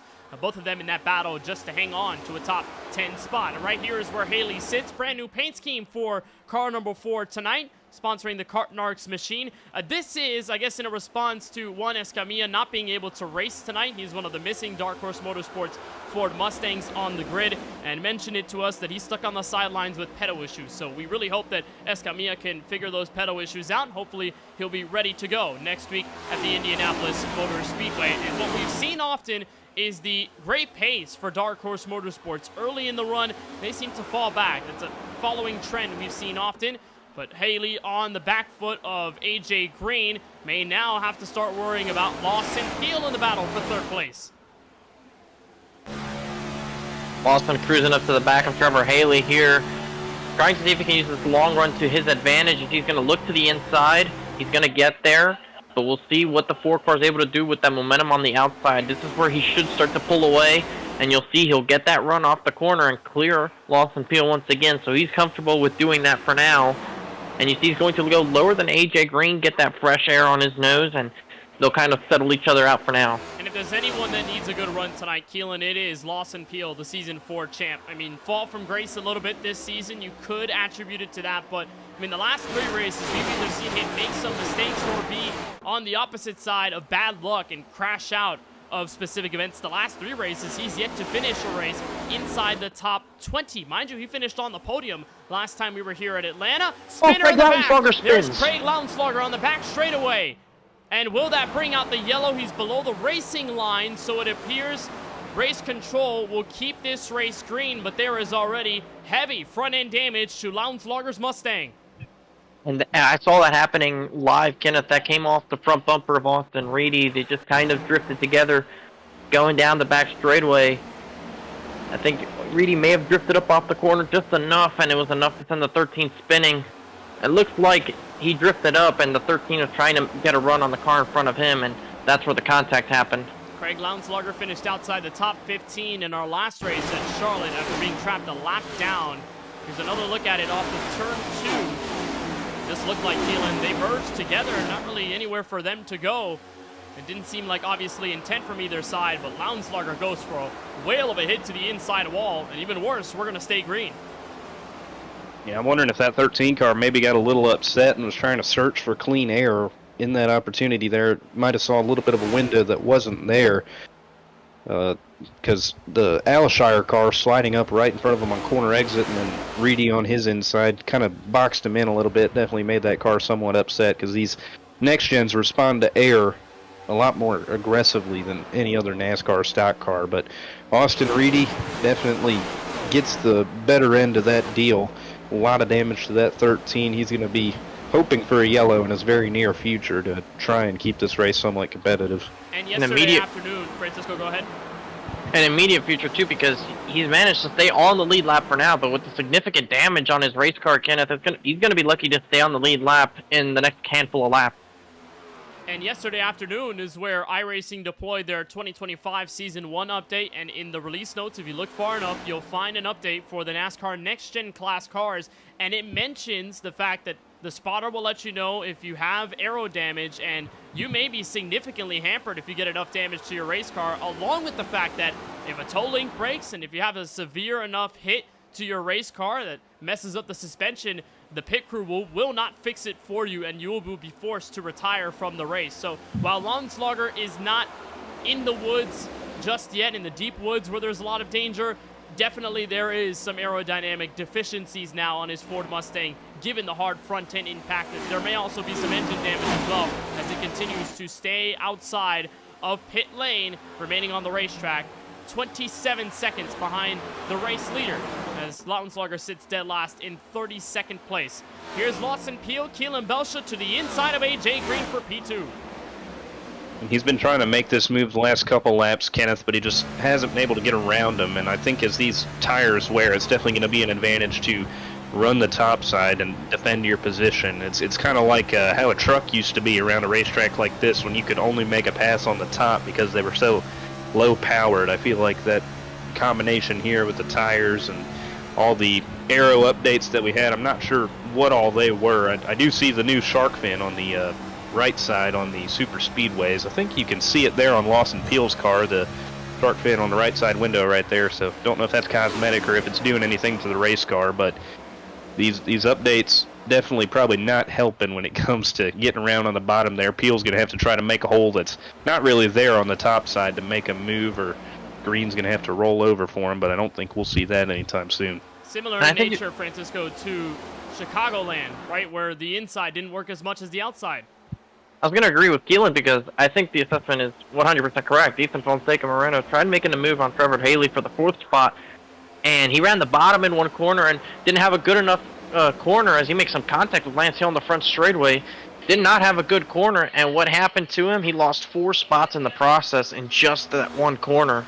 So definitely the outside is probably going to be the way to go here already on lap 25 of this run. But you got to tiptoe very carefully. Atlanta Motor Speedway is rough after all. The tires will not last as long as you'd expect them to at many other speedways across the board. And if you run the top enough, you will wear down the right rear tire, which will make this car very loose. Several DBR drivers took practice last night. Jesse Prees, Brandon Banks, Craig Parks, and many of them tried different lanes, the middle, the bottom, and the top. And it seemed as though you run the top enough for a long run, the car is going to swivel out of lane, either out of turn 2 or turn 4. You can see a bit of it up the road in P7. Curtis Kelly had to keep that race car controlled. He was way out of shape heading to the back straightaway. There's a couple of cars there off of turn 2 that were having trouble. Nicholas Bauman and Scott Healy about made contact as well, a little bit further back in the 13th spot. So you can already see the tires are wearing and these guys are having a loose conditions on their race cars. And I'll tell you what, Kenneth, that's with a lucky situation of having this cloud over the racetrack that has the track temperature only 98, because otherwise with this Memorial Day weekend in sim, it would easily be over 110 as around goes Lance Hill. Trouble on the back straightaway. There's Lance Hill around, and the yellow flag thrown for the first time on lap 27. Wasn't given for Lounslager, who fell a lap down, but for Hill, it was the second strike dealt. And the Busch Light Chevrolet picks himself back up, saves it from the the inside wall rather, from a hard hit, but takes some rear end damage with him. Lance Hill brings out the first caution here on lap 28. And you could kind of see that incident forming, Kenneth, throughout that whole corner with Curtis Kelly on the top, Hill in the middle, Ethan Fonseca Moreno on the bottom. They were all going to kind of meet on corner exit right here as Kelly smacked the fence, and there was really nowhere to go for Hill, who had Moreno on his quarter right there without just dropping off the face of the earth with speed right there. So trying to get a better angle here, maybe overhead, see if we can get another look at what happened. I believe that was the case, though, Kenneth. Kelly just smacking the fence off of 2, and it kind of just, accordioned everybody up. There's not much you can do in that situation. Yeah, you're absolutely right about that, Keelan. Just 71 taps the wall. Hill has nowhere to go. Moreno has nowhere to go, and they all end up colliding together. And unfortunately for Hill, he gets the worst end of that. But I don't think he got too much damage, unlike the 13 of Lounslager. So his race should be recoverable. And I think the lucky part for Craig Lounslager is that he'll get an opportunity to get back on the lead lap with the free pass. Well, here comes the field on pit road for the first time tonight. Lounslager coming out ahead, but again, he is a lap down. We're focusing on Brandon Hawken and the rest of the field as they get the 4 fresh Goodyear Eagles along with the fuel. Lawson Peel is going to give Hawken a fight, but it may not be enough to the pit road exit line. Brandon Hawken will lead the race off pit road, but a great fight between those two already. I know everybody's happy to get some new shoes on their race car, Kenneth, because this track tears them up, and I'm sure everybody was feeling the effects of the handling right there. And that was a good run, 30 laps. I mean, that is a good target number, even when you're just practicing on what these tires are going to be, and everybody's going to have an opportunity to take what they've learned in that first 28-lap run and really take advantage of that in their brain and in their driving style this evening to see what they can do this evening. Everybody's going to have a better idea of what these last 100 laps are going to be like. So our first yellow brings us the first bit of pause, the first bit of relaxation, even though it's been already a pretty hectic race. Lots of great green flag racing. Let's toss to our KBRN in-race reporter joining us for the second time tonight. First time under race conditions. That is AJ Green. And we join AJ now. AJ, we're on the 1 to green signal, so we'll keep it brief. But what did you see there on the opening jump and the opening run tonight? Multi-groove racing. I kind of expected it because the dirty air plays a big factor with these cars and at this track. And the multi-groove racing it's fun. Good to watch. Good to race in it. You were able to move up to second there. Lawson Peel giving you a bit of pressure. You're starting a bit back here on this restart. What do you try and implement as you guys take on turn 1? Find a clean lane and get back to second, maybe even first. All right, AJ. Well, we appreciate the time. Hopefully, we'll be able to talk to you soon. Best of luck at the green flag restart. Thank you. AJ Green, driver out of Clemens, North Carolina, is going to be on the outside of row number 3. It'll be Brandon Hawken at the head of the field on the inside with Lawson Peel to his outside. A pair of Chevrolets behind them in row 2 with Eric Schaefer and Jaden Porter. The first car that's not a Chevrolet is that 5th place car, Trevor Haley, on the inside in that Kartnarks machine. Pace cars down. Let's get it on. Lap 31. Brandon Hawken, Lawson Peel to the green flag restart. And such a great launch for the leader. Always is such an advantage to be in the top position for a restart. And it's going to be Eric Schaefer, Lawson Peel, handful of teammates battling each other. Schaefer gets loose on the bottom. It's going to open the door for Porter to fill the gap and try and get himself clear. They're single file further back, but they're side by side for 3rd and 5th. About 2 rows deep, this side-by-side battle goes. That Skittles car of Jaden Porter remains on the outside, rainbow colored. In fact, you'll have the help from AJ Green. Bit of a bobble there out of turn 4 by Porter, but the top lane prevails. Here comes Haley. Now Ryan Pandicio, who was one of the faster cars in practice tonight, Keelan Belsha, showing out here in the top 10 early and trying to make his name known in the ranks. Yeah, good to see him up front as he's trying to make a push for these playoffs as the season progresses. Been kind of up and down. We've seen him up front, but the finishes haven't quite showed how fast that 63 car has been. So good to see him up front this evening as he'll be trying to keep that 63 car up front to the outside of Eric Schaefer here. And we're really starting to see how much of an advantage that outside is here. It's where they put enough rubber in the racetrack, and you can see even further up the road, that's Kyle Benson running right up against the boards in the middle of 1 and 2, and it works to his benefit to push Pandicio up ahead of Eric Schaefer in this battle for position number 6. Pandicio was a rookie that made the playoffs last season, had a very consistent season 6 effort, could not grab a race win, but trying his best here in the return to the next gen cars of season 7, and has had a struggle so far. His best finish was 8th, and that was at New Hampshire. How crazy of a race that was, all things considered, with the amount of yellows we had. But Pandicio doing well for himself, sitting in P6. Tap of the wall from Eric Schaefer and Francisco. Kyle Benson is on the move here to 7th. Yeah, he started further back in the field, and he's been the biggest mover of those Murray Reedy Motorsports cars. Has found himself up inside the top 10. Just getting past Eric Schaefer in the 3, and he's setting his eyes on the 63, Ryan Pandicio. And we'll see what Kyle Benson's able to do. His teammate, Austin Reedy's back in the 13th spot. Tristan Bailey's down in 11th. Tyler Murray's kind of kept himself up down in the 16th spot. But Murray Reedy Motorsports overall slowly creeping their way up towards that top 10 as Eric Schaefer's looking to fight back. Austin Reedy was the winner here back in Season 5 after a last lap pass against Scott Healy in his potential pursuit for a race win. At that moment, did not happen. Reedy was able to scour down the inside, sitting 3rd, and made use of the moment when it mattered. We're watching potentially Keelan a battle for the race lead. Lawson Peel has been sticking with Brandon Hawken for a while. We know that the gap between Schaefer and Hawken at the beginning portion of this race was about the same length, 3 car lengths, 0.3 of a second. But Peel is running the same line as Hawken. They're running considerably similar lap times. So don't say that Hawken is quite away from this fight yet, because Peel is going to have something to say about it.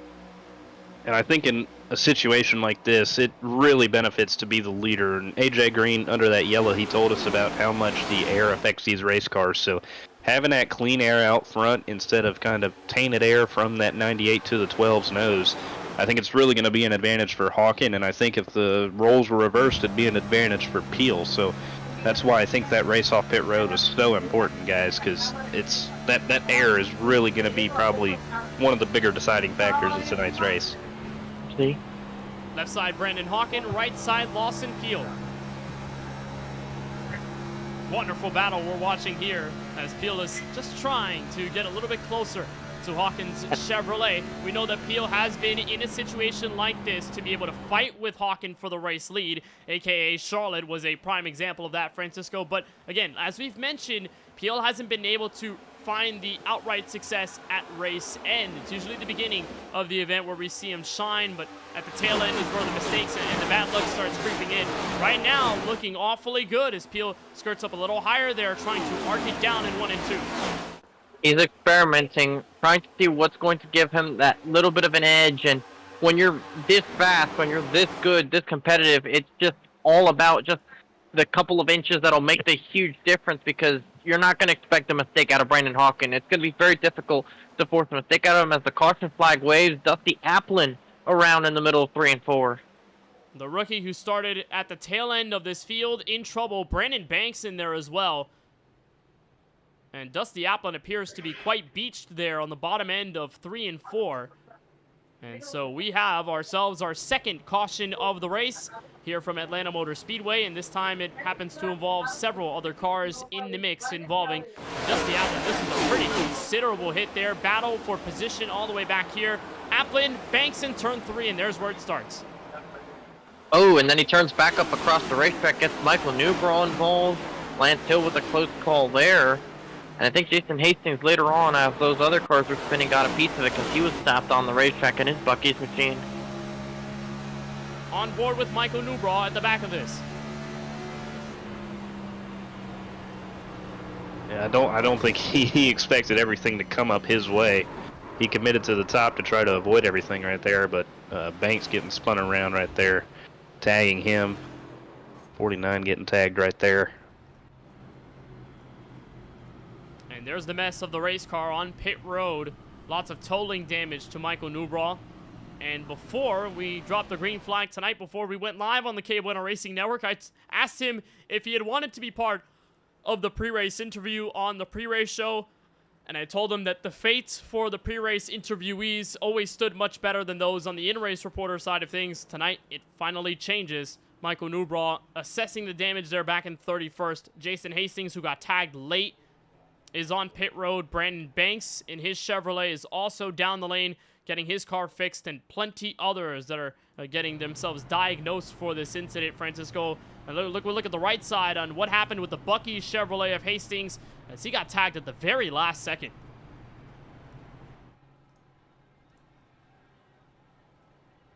Looks like he's in the clear until he's not. Yeah, it looked like he thought he was set sailing, and unfortunately goes head on into the outside wall, which, if it was just the contact with Newbraw, he probably would have been okay, but that hit to the wall is probably going to do him in, and I don't think Mr. Bucky is going to appreciate that very much. I'm going to have to go check in on the little plushie in my room and see if he's all right. Well, it was a hard hit there, hit to the outside wall. We'll keep an eye on Newbraw and Banks as they deal with the damage. Hastings is still on the racetrack, so it appears he will be okay. Same deal for the rookie Dusty Applin, but as for Newbraw, he's fallen 2 laps down. For Banks, he's fallen 1 lap down from the main pack. So not a good look early for those 2 Drinkin' Bros Racing Chevrolets. As Brandon Hawken will take us back to the green flag on lap number 43 of 134. Lawson Peel will stay on the outside. Had been hunting down the Canadian over the course of that last run prior to the yellow, but did not really come to fruition in a battle for the lead. AJ Green and Trevor Haley will occupy the second row. Back in P5 is where you'll find that rainbow-colored Chevrolet of Jaden Porter, along with Ryan Pandicio back in 6th place. Eric Shea for the pole sitter hasn't been able to make a considerable difference for the front pack, but he's sitting in 7th with Kyle Benson 8th, Scott Healy 9th, and Nicholas Bauman rounding out the top 10. We've got word that somebody's on a different strategy. It starts with Cody Kinsey back in 23rd, along with Jesse Priest, Tony Kivett, and Craig Rowe. Mind you, either no tires or 2 tires on their calls. Very short pit stops on the lane. Hawken and Peel to the restart. Bit of a shake there from Peel, getting the push from Trevor Haley back to turn 1, Francisco. These are the product of the old tires. You get them hot, they're not going to want to react on a restart, especially at Atlanta. You don't normally get a chance to restart on old tires here, and we just saw an old tire restart there, and it is going to shuffle up the front of the field pretty big time as Peel losing the second spot, trying to fight back with it over on AJ Green.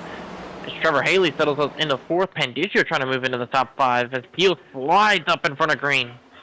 Peel making this effort, but AJ Green with the crossover down low. Fight for second place inbound as Trevor Haley watches back in turn 1.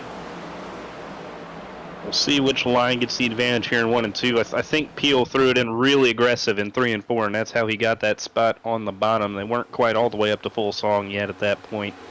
That really provided him with the advantage in 3 and 4. Once they got up to full speed, Green wasn't able to fight back, but look at this mess of race cars on back, 2 by 2 by 2, all the way through as Moreno nearly sideswipes the 71 of Kelly right there. Losing a bit of momentum in that Chipotle car, who hasn't seemed to find his stride to push to the front.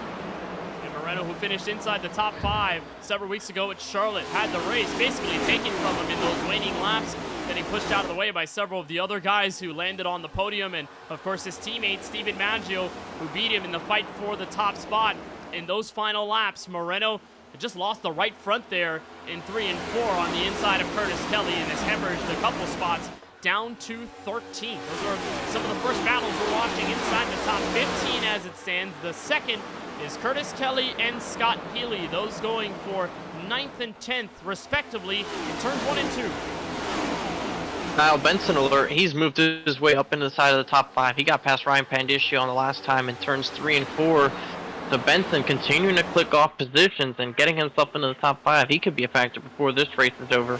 Hasn't made many strides, at least as far as this season is concerned with the win category, but he's been able to finish well, capture the points lead several times, and into this race, he sits third on those raw point standings behind the 5-hour energy machine of Kelly that you're watching on the left side of your screen, and Jaden Porter in 7th up the road, who comes into this race as the points leader, barring any of those playoff win and in scenarios. All three of them very strong 2024 to begin season 7. McKeelan, neither of them have been able to strike victory lane.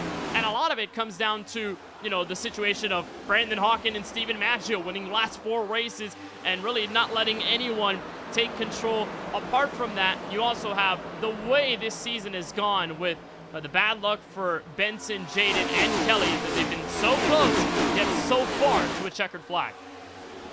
And they're consistently getting better, though. I think Hawken being out here waxing them every weekend is definitely making them better of drivers. It's a lot like Kyle Busch back in the day, bushwhacking down in the Busch Series. It made everybody around him better, and I think that's an effect of what we're seeing as this season progresses, and I think it's going to become a lot more competitive as we come in on the playoff hunt. But Kyle Benson, he's that one guy who's been up on the fence. I saw the camera on his back spoiler right there, and we could really see how close he was to the wall in 1 and 2. He's up on the wall in 1 and 2 and down on the bottom in 3 and 4, so he's kind of developed his own little line, and it seemed to be working for him as he gets up to the back bumper of Trevor Haley. But now it's that game where you don't know where you're supposed to go to pass him, because we haven't seen the bottom really work to pass anybody. But when everybody's running the top, what are you supposed to do? It really scratches the mind of a race car driver and what you're supposed to do here. You just sit back there and ride? What do you think, Francisco? It's a tough one for sure, Keelan. When the top is going the way it is here, I mean, the bottom, you get side by side because you run the shorter way around the racetrack, but you just don't have the same kind of grip and ability to hold the throttle down as they do on the outside. They get a huge run, unlike any other, and they're just able to drive right by you, and it just is this yo-yo effect. And I feel like Kansas is a track you will see that the most at, but you tend to see it here at Atlanta too. I think we saw some of that last season as well. There was the ability to run the outside here in the season 6 race, but definitely seeing it here with the next-gen cars, and you just have to buy your time, play your cards right, maybe save a little bit of tire, because that could be the key difference between clearing the guy in front of you or not.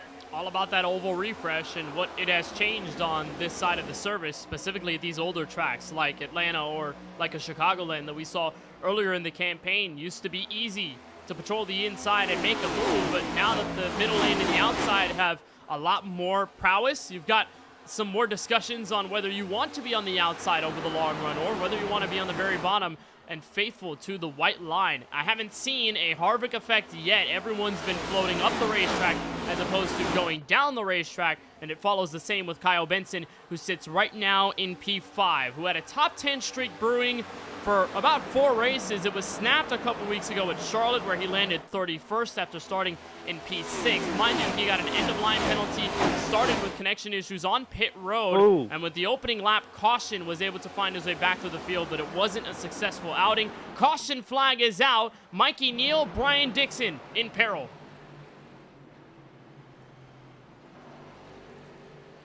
We were watching Mikey Neal battling inside the top 15 prior to the crash.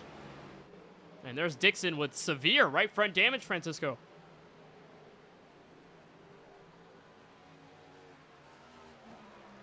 I thought we were going to see some trouble before that yellow came out with Green and Haley kind of all on top of each other, but the incident happens a little bit deeper in the pack.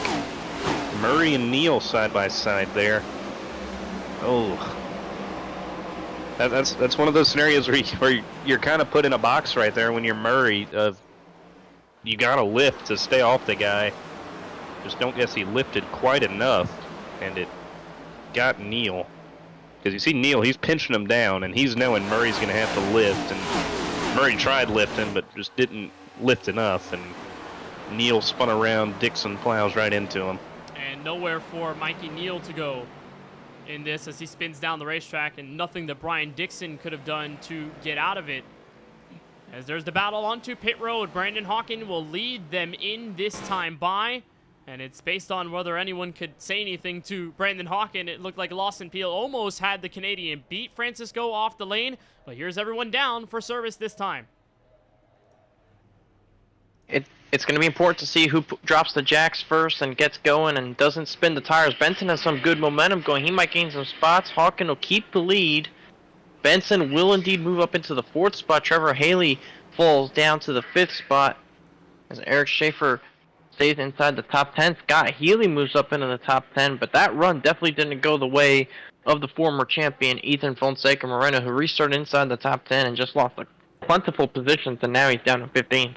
And he's got Austin Reedy, Tyler Murray, and some others down there as well. So he's going to be in a pretty tight pack, along with Tristan Bailey and Adam Alishire there around him. Dusty Applin, the rookie, will stay out, but it appears, not sure if this is going to be a consensus call from Applin, confirmed, or whether he will take a trip down pit road. It looks like he's going down there, so Brandon Hawken should be able to take the lead back. No, Dusty Applin is staying out. And he's got some nose damage, so that's going to make this restart interesting, Kenneth and Keelan. Well, there's our first different call. We know that Michael Newbraw had stayed out a couple weeks ago at Charlotte. Do you like this one, Keelan? I don't. Neither do I. I don't see what you are gaining here from staying out with nose damage, unless you have all your damage repaired in the pits that you can, and everything else is purely cosmetic, and you want to save a set of tires. That's the only way I could rationalize this. But I mean, if you're Dusty, I mean, whatever. I'd probably do the same. But if you're anybody else in the field behind Dusty, I mean, I don't see a world where Lawson Peel is loving this call. No, not at all. I mean, if this was me, I would look at this and go, what the H are you doing? This is Atlanta Motor Speedway, probably the track with the most amount of tire wear. He's only got 13 laps on his stint, but Kenneth, 13 laps here is basically like saying, let's take your car, you got brand new tires on it, let's drive 20,000 miles and try to run it like it's new. And you know, it's a difference of 5 to 10 miles an hour. It's a big difference here in Atlanta, and chops off considerable lap time when you're on an older stint. Applin is going to give it a shot, though, in his 7th career 4-wide start. Hasn't had a finish better than the number on his door, 16. He'll be on the front row with Brandon Hawken for this restart at lap 57. Avoiding the wheel spin, Applin does. He gets away from the field. Turn 1, battle for second, Lawson Peel and Brandon Hawken. It's a good jump. I don't know how long he's going to be able to hold off these guys, though. It's really... The race we're looking at is for second to see who can get clear of each other and who can get clear of Applin first. They don't get clear of either. Applin's going to have to block one of them. Well, let's see if he's able to hold on for at least 2 laps. I doubt it, but if he's able to, that's something to look at. And there you go. Yeah, there's the 3-wide move. Hawkins stays on the outside of Peel in the process. Now it's going to be up to the entirety of the field to see how they get by Dusty Applin without wrecking. Shades of Charlotte several weeks ago. This same battle. Peel and Hawken in the chase to turn 1. They get by Applin. The rest of the field is doing so now as the Can-Am Chevrolet stays up top. Hawken will flirt with the outside wall. Peel stays down there to avoid a ricochet off the concrete barrier. Lawson Peel back to the top spot. A rare mistake from Hawken. We don't see that very often, but when it happens like it just did, it can be a game changer. And now I think you take all the cards and give them to Lawson Peel. He's in the good spot right now. He's going to have that clean air if he can defend, but Hawken staying aggressive, going to try to make some room on the outside happen. Peel not going to be able to block it, but he's going to stay clear. Oh, spinner in the back. It's the 64. Scott Healy goes spinning. He has some help with the 35 of Tristan Bailey. They both go spinning to the inside wall. Caution flag out again. There's Bailey in that blue, black, and white Chevrolet, the black and yellow Chevrolet of Healy. Looks like they escape with minimal damage, but the yellow flag flies, and it's a trouble spot that we've seen all night long, guys. Off turn 2 to the back straightaways where we find the most happen to bring out the caution. And it was getting around Dusty Applin. There was contact with Alishire and Healy. Just slight contact sends Healy around, and then the 35 trying to avoid it makes contact with Jesse Freeze, and that's what sends himself spinning down the racetrack. Aerial look here off the caution. And look at Ethan Fonseca Moreno, the Chipotle car in the back end of this, just barely getting away. Big damage for Jesse Freeze there, too, as he gets smacked by Bailey that spun the 35 car around. I mean, Applin was holding his line for his strategy right there. It was just kind of the accordion effect that we noted right there. I didn't. Francisco, I'll tell you what, the last guy I expected that restart to work out for was Lawson Peel in the 12. Oh, but it did.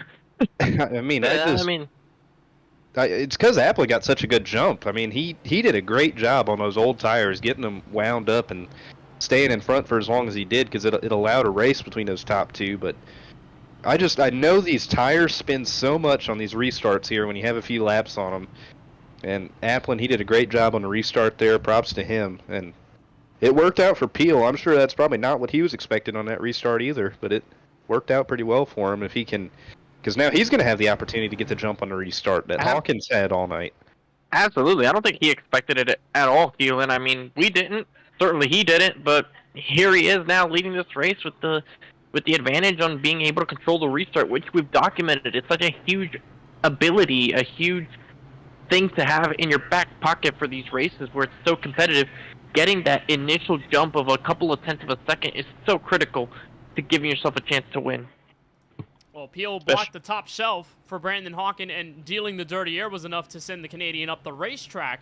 So Peel will have control of the race lead. We're looking at 10th place Adam Alishire, who was basically involved in that caution, if you can call it. He was right in the middle of all of that.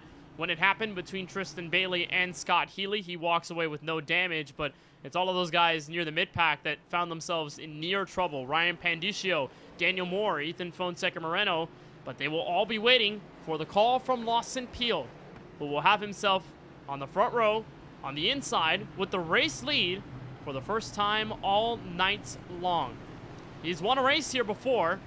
At Atlanta, was back in season 4, had his teammate Eric Schaefer take the pole, and Peel had led a monument achievement for Drinkin' Bros Racing at that moment, was the only third 1, 2, 3, 4 finish for a team in the 4-Wide Racing Cup Series, and it was 1, 2, 3, 4 along with Brandon Banks, Cody Kinsey, and Jesse Preece. It's only been accomplished 2 other times, in Texas, the season finale of that campaign, and then in Kansas back in season 5, all of them done by Drinkin' Bros Racing.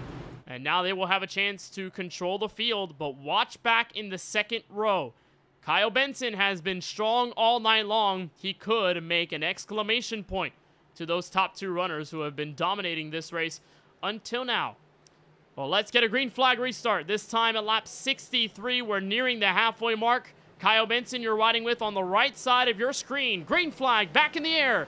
Restart, lap 63 to turn 1. And Hawken gets a good enough launch on the outside to clear for second. And we'll see what they're able to do from second on back. Hawkins trying to angle it. He actually might get a run on Lawson Peel here, and he does. He'll be there, but Peel is loose off turn 2. Blows open the wide open space for Brandon Hawken to take over the top alley in 3 and 4. We'll see if he's aggressive here. He's going to have to shut the door off of 4. That's going to open up the door on the bottom for Hawken, though, as he's going to get a run. There he goes to the bottom. They're going to be side by side in a 1, and we've seen the reverse of this. We've seen Peel on the bottom every one of these attempts. We haven't seen Hawken. We'll see if he can get the advantage in that 98. Benson lurking way on the top side of the racetrack. He'll get a run. On the turn 2. They'll be even here for the race lead. Benson lurking. He's going to maybe have an opportunity to get on both these guys. And here comes Benson marching downstairs in 3 and 4 as Hawkins slides up in the attempt to cover off Lawson Peel. It'll slow them down at the exit of 4, and Lawson Peel will lead him back to the stripe. But how long will it last? Benson should run the top here and get a huge run, but he's running the bottom. They stay fighting. They're still side by side. Almost contact off of turn 2. Kyle Benson. If he runs the top here, Kenneth, he gets a huge run and he can take him through wide. He's been changing his lines, though, every time to avoid getting in the way of Hawken and Peel, who spread across the racetrack on the 24 degrees of banking. And it's Brandon Hawken who has the advantage heading to the stripe. He gets a nick of the grass on the inside quad oval. But now it's decision time if you're Kyle Benson. More often than not, your decision will impact the battle for the race lead and who will have the drafting help, especially Keelan, considering that the battle for 4th place is non-existent, but the crossover attempt by Peel will keep the battle ongoing in turn 3. It's reminded me a lot of the initial start of the race that we saw between Schaefer and Hawken. where Schaefer kept having to defend up top, and eventually he conceded to Hawken. As Hawken got to the top, Peel going to try to drag him back with that side draft, cut back down to the bottom. He's going to keep the battle alive for now in 1 and 2, but this is shaping up to be a pretty good corner exit for Hawken. Might give him an opportunity to clear, as here comes the 71 of Curtis Kelly trying to make it a battle, but here comes Benson to the inside of Peel. Great racing in this first few rows of action. As Peel relinquished the lead, Benson now takes the strike of his own. The first time we see the Dude Wipes Ford Mustang on the podium. He cannot clear Peel off of turn 4. And as you mentioned there, the 5-hour energy machine of Curtis Kelly is starting to emerge in the foreground. 2 of those drivers on the podium for the point standings going into tonight's race are starting to find their way up front. Now Kelly takes a charge at the inside for 3rd. He just does not have the run. Peel actually got in the back of Benson there, down the back straightaway. Trying to see if he can push that 38 up there to Brandon Hawken and get him to challenge for the lead. Trevor Haley stays on the outside of Curtis Kelly, so keep the 4 car in P4. AJ Green trying to follow suit.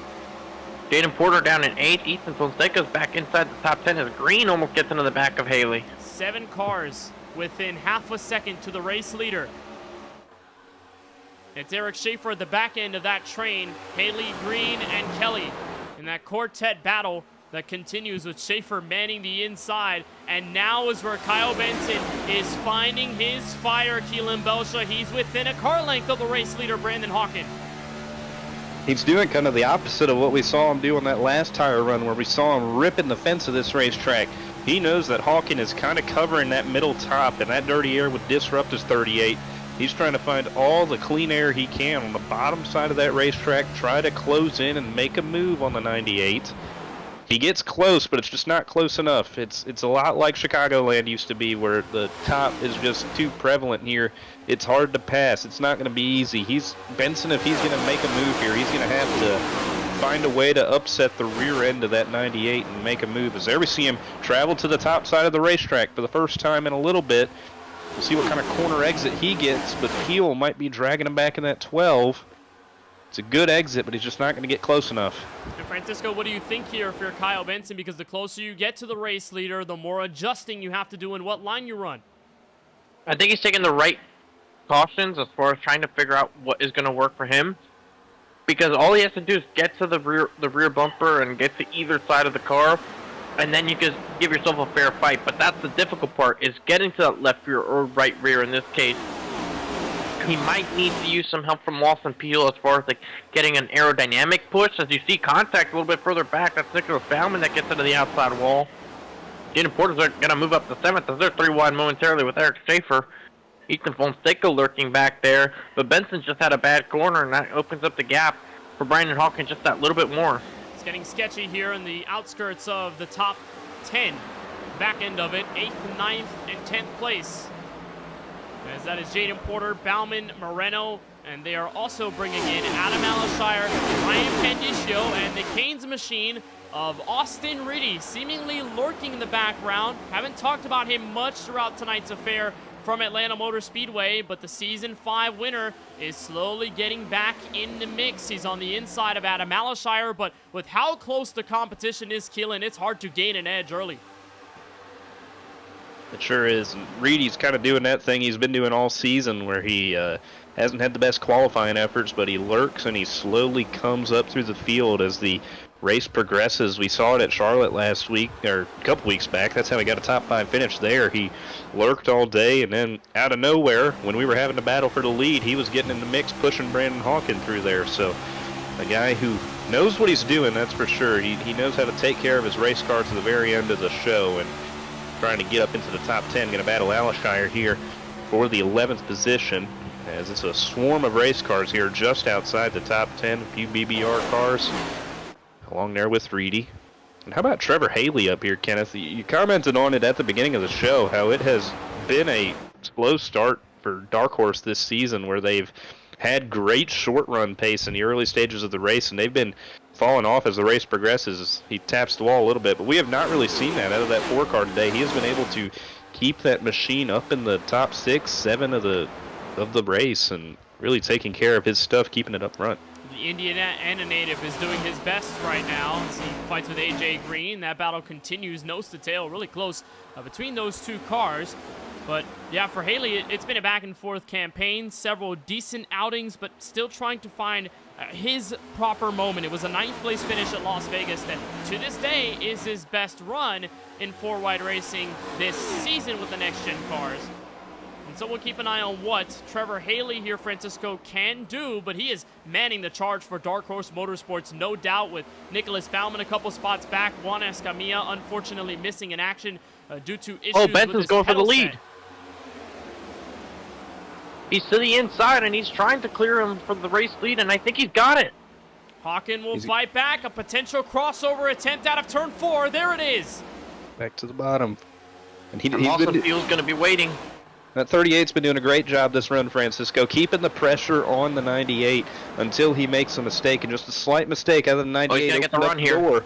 It's going to be another crossover attempt here from that dude Wipes car, and they're going to go back and forth with this, and that's going to allow the 12 to reel in, and it's going to be back to Lawson Peel to really push whoever out front, whoever is in front of him at that time. Benson going to get back up and clear. Looks like it may be another crossover attempt. Not quite. He's going to get him clear. Hawken looks to the outside. Block. And he gets there. My goodness, the hole was not there, but he made it work through the quad oval. And that should get him a good chance at the race lead back on the backstretch. In Kyle Benson's words, a Michael Waltrip half block down the quad oval. Didn't work though. Oh, but look at that side draft. That's going to give him a fighter's chance here going into turns 3 and 4. Murray gets out of the way there. But turns 1 and 2 is easily the end of the racetrack you want to be on the outside of, as Peel's actually going to push Benson through the quad oval. That might upset that 38th career bumper. If Peel wants more, he'll go to the middle here, Keelan. Yeah, I think they're working together here, Francisco. They know who the common enemy here is tonight. The guy who's going to be the enemy of my enemy is your friend. That's what it is. That 98, he's going to be the car to beat. So they work together. They're going to try to get both around him. As Benson, this is the furthest out he's been from that 98, who's trying to make a run there and a charge on the top. Maybe get an opportunity to make another pass for the lead. But great racing here from these top 3. And whoever has that clean air that the 38 has right now is going to have that advantage. I'm surprised to see he hasn't gone back to the top to try to upset that 98 car and create a bit of a gap, though. Well, Peel's on the bottom. He's loose, saving the Chevrolet. But that will open the door for Hawken to try again at Kyle Benson, Francisco. But a big mistake for the Mississippi native. Yeah, just breaks loose, lost a bit of traction there. Car slids away from him, but what a save. It's not easy to save this. Watch this as we get a good look at it here. Anytime you have to put right wheel into it, Kenneth, no matter what, it's not easy. But he keeps hold of the race car. How hot are the rear tires now that he's gotten out of shape there in 1 and 2? The onboard look from the Exalta Chevrolet. A one-time winner this season, courtesy of Las Vegas, but yet to capture another victory. While Brandon Hawken has been able to get 3, and there's Kyle Benson up front, one of the hungriest drivers of them all, still without a W. Peel is creeping up to the rear end of the Sucker Punch Camaro, and he'll look to the inside, down the bottom alley. Lawson Peel to second place. How much does the 38 or the 98 fight back in this? Because Peel has to slide up and check him. There comes Hawken. He's going to try and look to the inside. And Hawken kind of just pushes him down the backstretch. I thought Benson sliding to the bottom in the middle of the corner there may upset the 12 car, but he ends up getting out from it pretty well. And these guys have done a good job sitting behind Hawken, really seeing what he's doing in the corners and seeing what they can do better to preserve that right front tire throughout this run. We definitely saw it factor in on Peel's slide back there. That right rear was starting to go, but I think these guys have enough turn in their race car, especially Benson. You see how good he is at wrapping the bottom right now. I think they've done a good job conserving their tires, sitting behind the 98, taking advantage of them. But now we see the 28 of Jaden Porter, who, with these top 3 battling, that Skittles machine has slowly crept up into this battle. He sits 4th. Seen him a couple times tonight, but not often in the top 5, especially the midway point of the run where he had fallen back considerably and hadn't been able to work his way up to these top drivers. But he is now just making an effort at Brandon Hawken. Francisco, a big statement for Porter, who, like Kyle Benson, is in that fight for the raw points lead and a race W. Yeah, you look at this top 6, and you have Kyle Benson, Jaden Porter, and Curtis Kelly all in there. So your top 3 in the standings are all pretty close to each other. Porter is getting close to the rear bumper of Brandon Hawken, and it's forcing that 98 to get loose, Kenneth, and pretty significantly loose. The tires are probably going away on that 98, and the aerodynamic factor of Jaden Porter getting right to him is not going to help his case. So Brandon Hawken here in a couple laps might be under fire from Jaden Porter or get passed by him soon enough. And what definitely could be playing a role, Kenneth, is that sunlight has poked back out. The clouds have kind of cleared their way through, so the track temperature still in the 90s has not really cooled down as much as it should. Especially there in 3 and 4 where the sunlight hits the most. You've got a little more shade there on the first end of the racetrack in 1 and 2. It's definitely more slick at the bottom end of the 3 and 4 area of the racetrack. Keep an eye on Benson, though. He still remains about a car length or so ahead of Lawson Peel. And the last time they crossed the start-finish line, Peel was the fastest car of them all, 31.98. All of those others in the top 4 setting laps in the 32 flats. Jaden Porter seems to be one of the other faster cars along with Brandon Hawken. And how about that battle for third? The Kentucky driver of Jaden Porter dials up the inside on Hawken for the podium. Jaden Porter has noticeably talked about how he wants to get these wins. He's seen his teammate get a bunch of wins. He's gotten second, third place finishes himself. He won a race last season, but it came off the drama with Ethan Fonseca. The last time he crossed the start-finish line in the first position was the Charlotte Motor Speedway back in Season 5 with these cars to get himself into that championship spot. You know, and he has told us he is hungry to win a race. He's been watching his teammates succeed, especially in the early going of this campaign. Steven Stempian winning the first race of the season at Daytona. Steven Maggio winning several of the last 5 races and having 3 already on the campaign. Seeing Moreno be as close as he is, but Porter is just seeing his teammates succeed and saying, where's my piece of the pie? He's done enough to prove his prowess with the next-gen car like he did in his championship season back in Season 5, as Lawson Peel just hit the outside wall, got a piece of it as he was approaching Kyle Benson. And that'll calm down the battle for the top spot. But back to Jaden Porter, I mean, this could be the shining moment for the Louisville driver. He is approaching the top 2 with a lot of strength as Peel continues to wiggle the race car. Peel has aggressively moved up to the top side of that racetrack, trying to find all the clean air he can to reel in Benson. And as we close in on what could be the final round of green flag pit stops, it is going to be so important to be that car out front. But I think it's also going to be important out of these like top 3-4 guys. I think getting down the pit road first is probably going to be the biggest advantage, because you're forcing the hand of everybody else, and with these new tires and how much of a difference they can make in your lap times, that's a big track position swing. So I think if you're a guy like Brandon Hawken who's been falling back, why not be the first guy on pit road, Francisco? That's what I'd be thinking if I was Hawken, because you obviously haven't saved your tires as well as anybody else up here, so taking that opportunity to pit first, get that track position, and learn from your mistakes and try to hold everybody off, that's what I'd be thinking. Well, Hawken's already on the move again against Jaden Porter. He made a move similar to the one he made against Kyle Benson, and now he's going to get around Jaden Porter once again. But my argument against that, Keelan, is that that's the same strategy that he used here last season and lost out to Luke Knupp. So it's not exactly a guarantee that it's going to work. It depends how early you pit. The window's open. But these guys can go another about 10 to 15 laps on fuel alone. So we'll see what most of the field decides to do. I think if everybody goes towards the end of the fuel run, it's kind of straightforward. But with this many laps left, there's still that ability of someone in this top 4 or 5 to run longer and use fresh tires on the last 25 or so laps, run down Hawken and pass him for the win, because that's exactly what happened last season. And now we're seeing the most separation that we've seen all race long, but if there's anything we've learned is that the competition is rather level. You've got people 1st through 10th that have a viable shot at winning this race. They have enough pace in the back pocket to use, especially on fresh tires when everyone was all crunched up together. This is going to be the real test. With 40 laps to go at the stripe, when do you pit and how do you make use of the pit stop? Remember, a couple weeks ago at Charlotte, we had several mistakes down pit road. One under yellow is Curtis Kelly. Francisco looks like he spun on pit road at the entry. I was muted when that happened, but yes, Curtis Kelly spun his way onto pit road, just too much rear brake into it. And look at that, just around it goes. right as the green flag pit stop sequence is starting, you see Nicholas Bauman went through, but Kelly's going to lose a bunch of time. That is not what he was hoping to have here, running inside the top 10 for the 71. But I mentioned that green flag pit stop getting ready to kick off. Bauman's on his way out. We're going to see, does anybody else bring it in, and more importantly, anybody in the front. You really got to limit your mistakes when you come down pit road, like we saw with Kelly right there. Nobody's had a rep of a green flag pit stop yet. Every pit stop we've had up front has been under yellow, so nobody's had that rep yet unless they've been practicing it earlier in the day. And on these really worn-out tires, no grip when you come down pit road, it's going to be really interesting for a lot of these guys to limit those mistakes, as Peel is really all over that 38, not able to make a move. Maybe he will in turns 3. We'll see.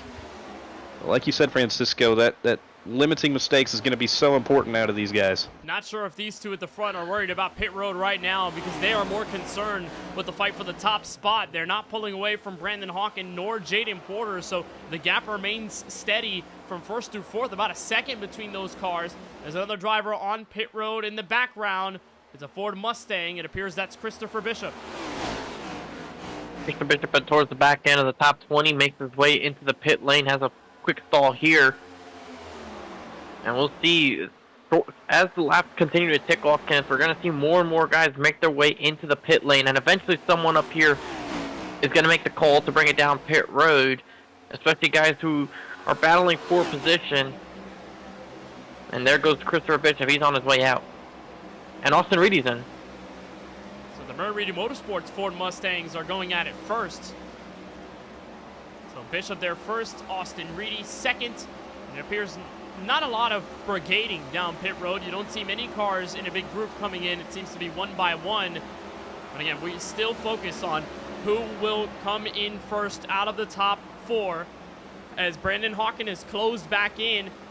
Lawson Peel give a shot at it for the race lead, Keelan Belshaw, but it wasn't enough to capture the cigar. And Hawken is saying, I've got a second breath of life within me, as they're getting right into the knee-deep part of the strategy.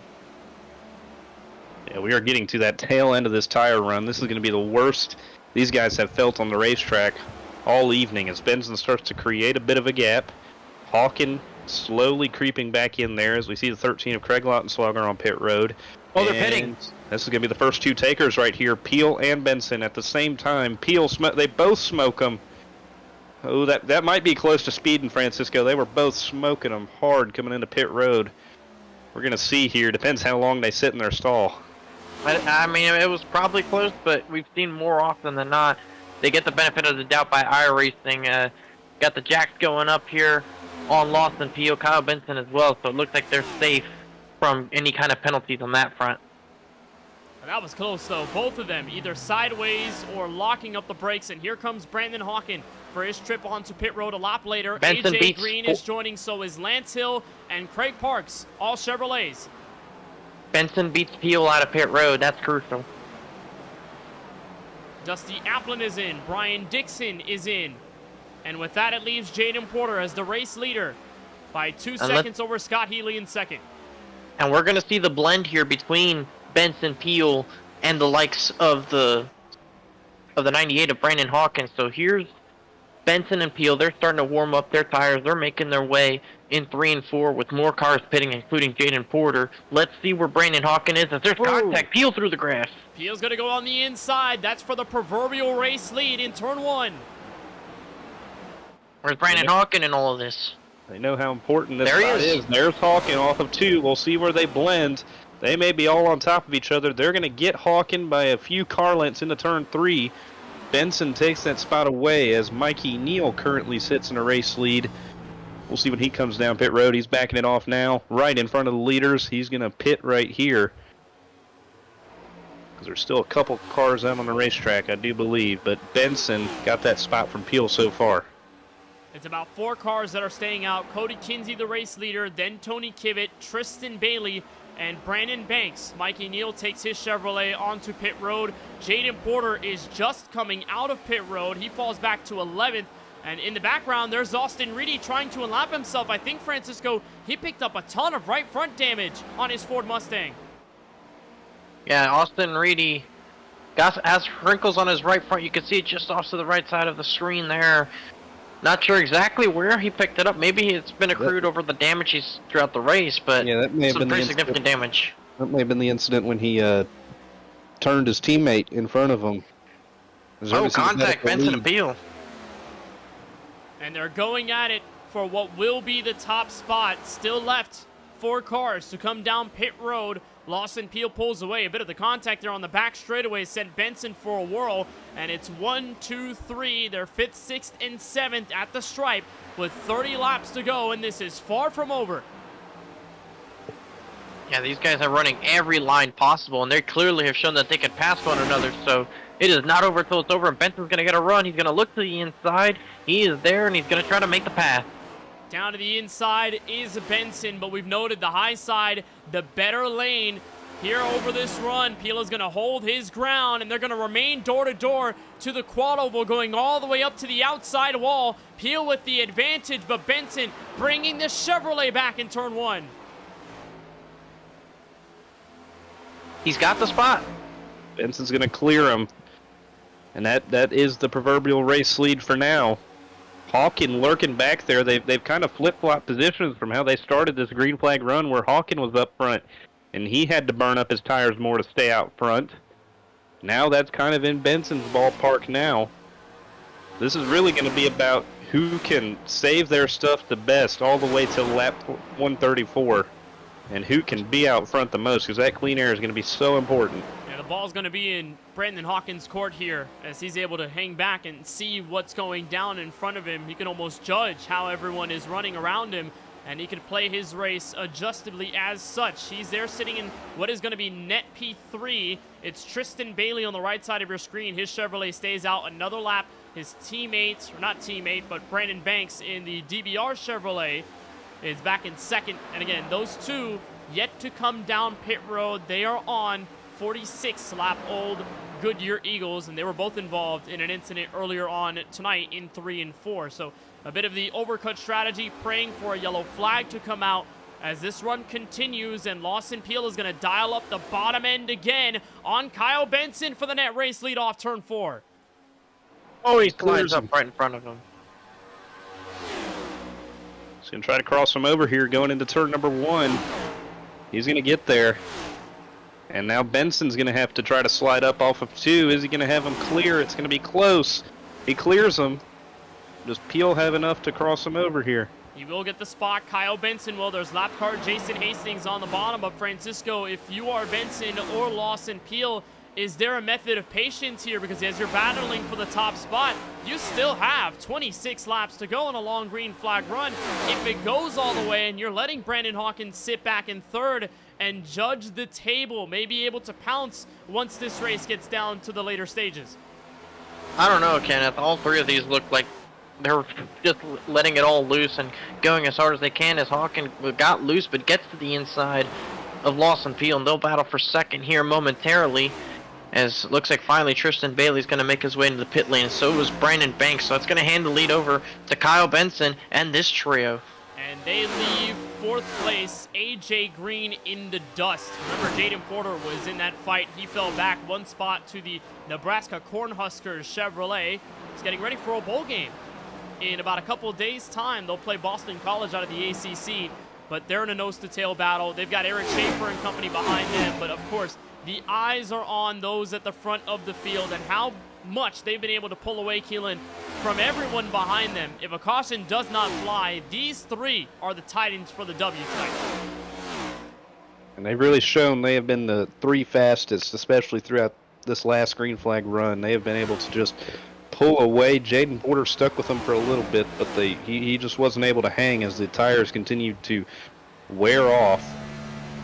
And as we see Brandon Hawkins back there, I kind of like his position right here, Francisco. I don't know about you, but sitting back there and seeing how everybody's racing up front, I mean, you can kind of pace yourself off of these guys in front of you. It's kind of the opposite of what he had to deal with at the start of this green flag run. It's not a bad position to be in. I mean, you sometimes being the one back there, letting it happen, save your tires a little bit can work out for you, especially like this one. They're side by side. If you get a big enough run, you can take it 3 wide. Oh, and Benson, contact, and they save it.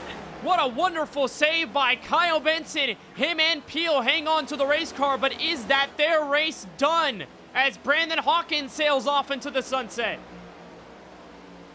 That could be the nail in the coffin, guys, and I'm not sure what happened. We'll get a look at it. But that is definitely not the way they wanted to see this thing go. Benson on the top, we were on board with him. Peel was on his inside. Oh, I think Peel just tried to fit himself in that hole right there, and there just wasn't room. He tagged Benson, and that really could ruin both of their races here, guys. Look on board from Benson and his miraculous save down the back straightaway. It was a fantastic save by Benson to not hit the inside wall here, because look how far angled he is. And he barely lifted out of the throttle to make that happen. Credit to these guys for being able to make fantastic saves and keep it running in the second and third positions, Kenneth, but that's probably going to eliminate their realistic shot at the win without the help of a caution flag. The consequence is 1.5 seconds plus some. Brandon Hawkins is above Kyle Benson by that marker with 20 laps to go, and if there is no caution flag, does Benson and Peel have enough to catch back up?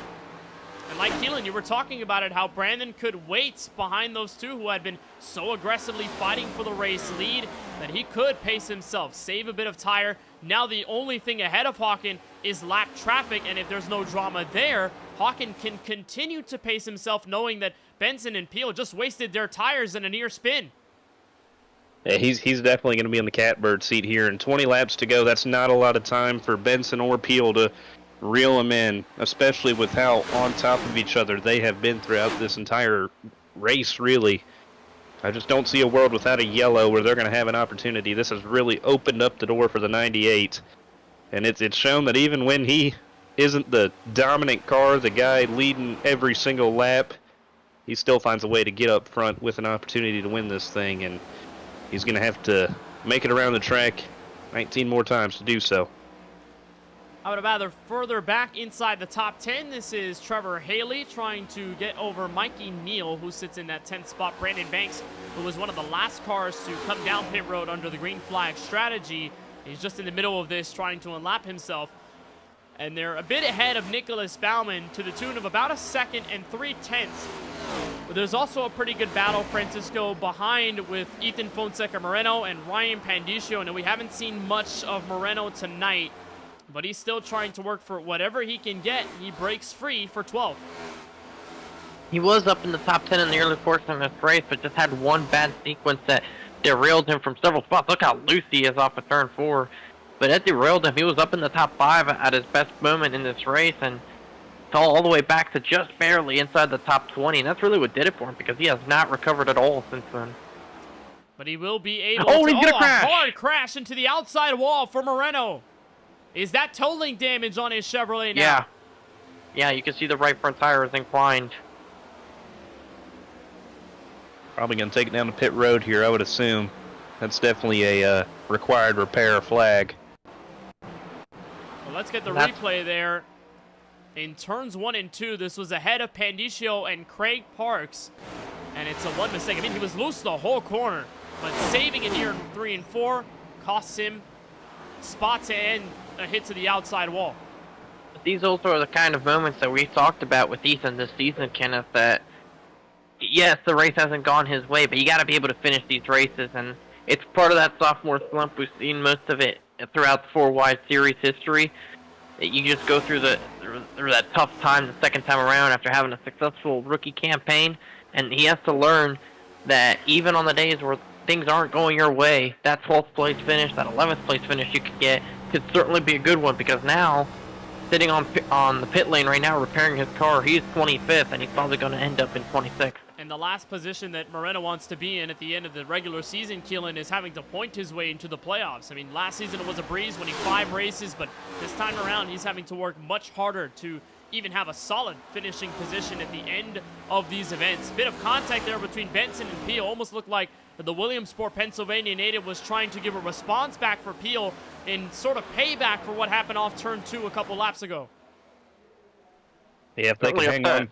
If they can hang on to the podium, we'll get the opportunity to talk to both of them. So that may be a fun one. But they are definitely probably scooting around this racetrack, as that little slide for both of them definitely doesn't help your rear tires whatsoever. And with how abrasive this track is already, I mean, that's just adding on to the tire damage that you're going to experience throughout this race. They still have a pretty healthy margin back to Jaden Porter. They'll try to hold on to that for the last 13 laps, as this race starting to get away from them. They are hoping for that caution flag to fly. Well, Peel the last time by was 2/10 faster than the race leader, but the gap is now 2.5 seconds. So with 12 laps to go and counting, you can always ask yourself, how much time is too little time?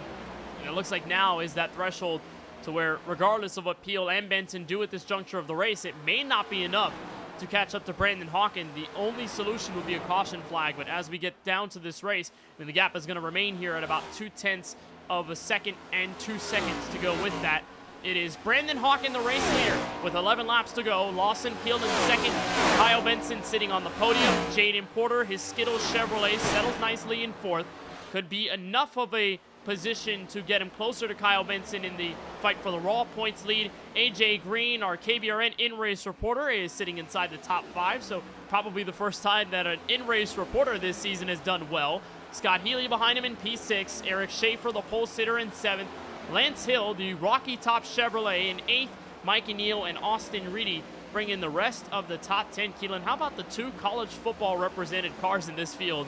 Nebraska represented by Green, Tennessee represented by Lance Hill. Both of them in different situations. Nebraska in a bowl game, but Tennessee in the college football playoff against Ohio State. Yeah, they're going to have to take a trip up to Columbus in about a week from now, and it's going to be a tough contest for them for sure. Not the biggest Tennessee fan. That's a nice paint scheme, but I can't bring myself to root for them. Well, Francisco, I know there's a lot of teams in the college football playoff. You're more of an NFL guy, but are there any predictions you have in the college football world? I was hoping the University of Miami would have gotten the spot, and the caution's out. A caution flag is out with 8 laps to go. Craig Parks and Craig Rowe, a pair of them, in an incident on the quad oval, and Craig Parks is not happy with the rookie. Oh boy. Craig Parks Just talking about college football, and it looks like the 24 gets into the right rear of the 17 off of turn 4. And Parks was having a great run today. We saw him up there in 10th right before these last rounds of pit stops. Off of 4 here. Ooh, I don't know. It may have been just a case of getting loose right there. They kind of had to stare in each other's eyes right there, going down the front stretch. We have the onboard here of Craig Rowe to tell the story. Parks was not happy. We'll see if it's just a handling issue or... yeah, you could... He was trying to fiddle it to the right, just wasn't enough. And obviously Craig Parks not happy at all. It's a good run. Takers on pit road. Well, here they come. Brandon Hawken, Lawson Peele, Kyle Benson. The top 3, the fastest cars of the race, are on the pit lane with a chance to change the outcome of this one. Oh, and Benson overshoots. Benson a little cooking in the pit stall. That will waste him some time. Are there mistakes from the others? Lawson Peele is in well. So is Brandon Hawken. The Jacks are up, and will that just be a fight between the Canadian and the Columbus, Mississippi native? It's 2 tires for Lawson Peele, and he beats Brandon Hawken off pit road. I think Hawken may have gone 2 as well, because they got out of their stall relatively the same. But that's going to put Lawson Peele in the race lead. I was not expecting Peele to pull that strategy. I mean, they have had so many laps on these tires. That's going to be an interesting decision. I especially didn't think he'd race them off pit road because there were lap cars in between them, creating a bit of a buffer. Half a second on the stopwatch is the difference between Lawson Peele exiting as the leader and exiting in second.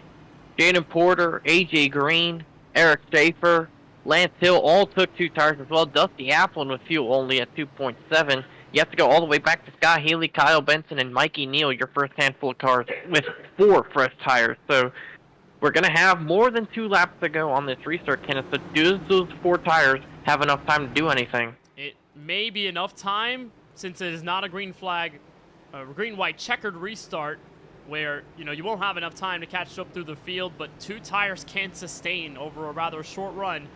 But the biggest problem is tire spin and how worn down the side tires are going to be in, because it is going to be rough over this run. We'll have a restart inside 5 laps to go.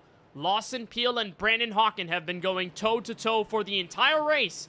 Hawken has 3 wins this season, Lawson with only 1.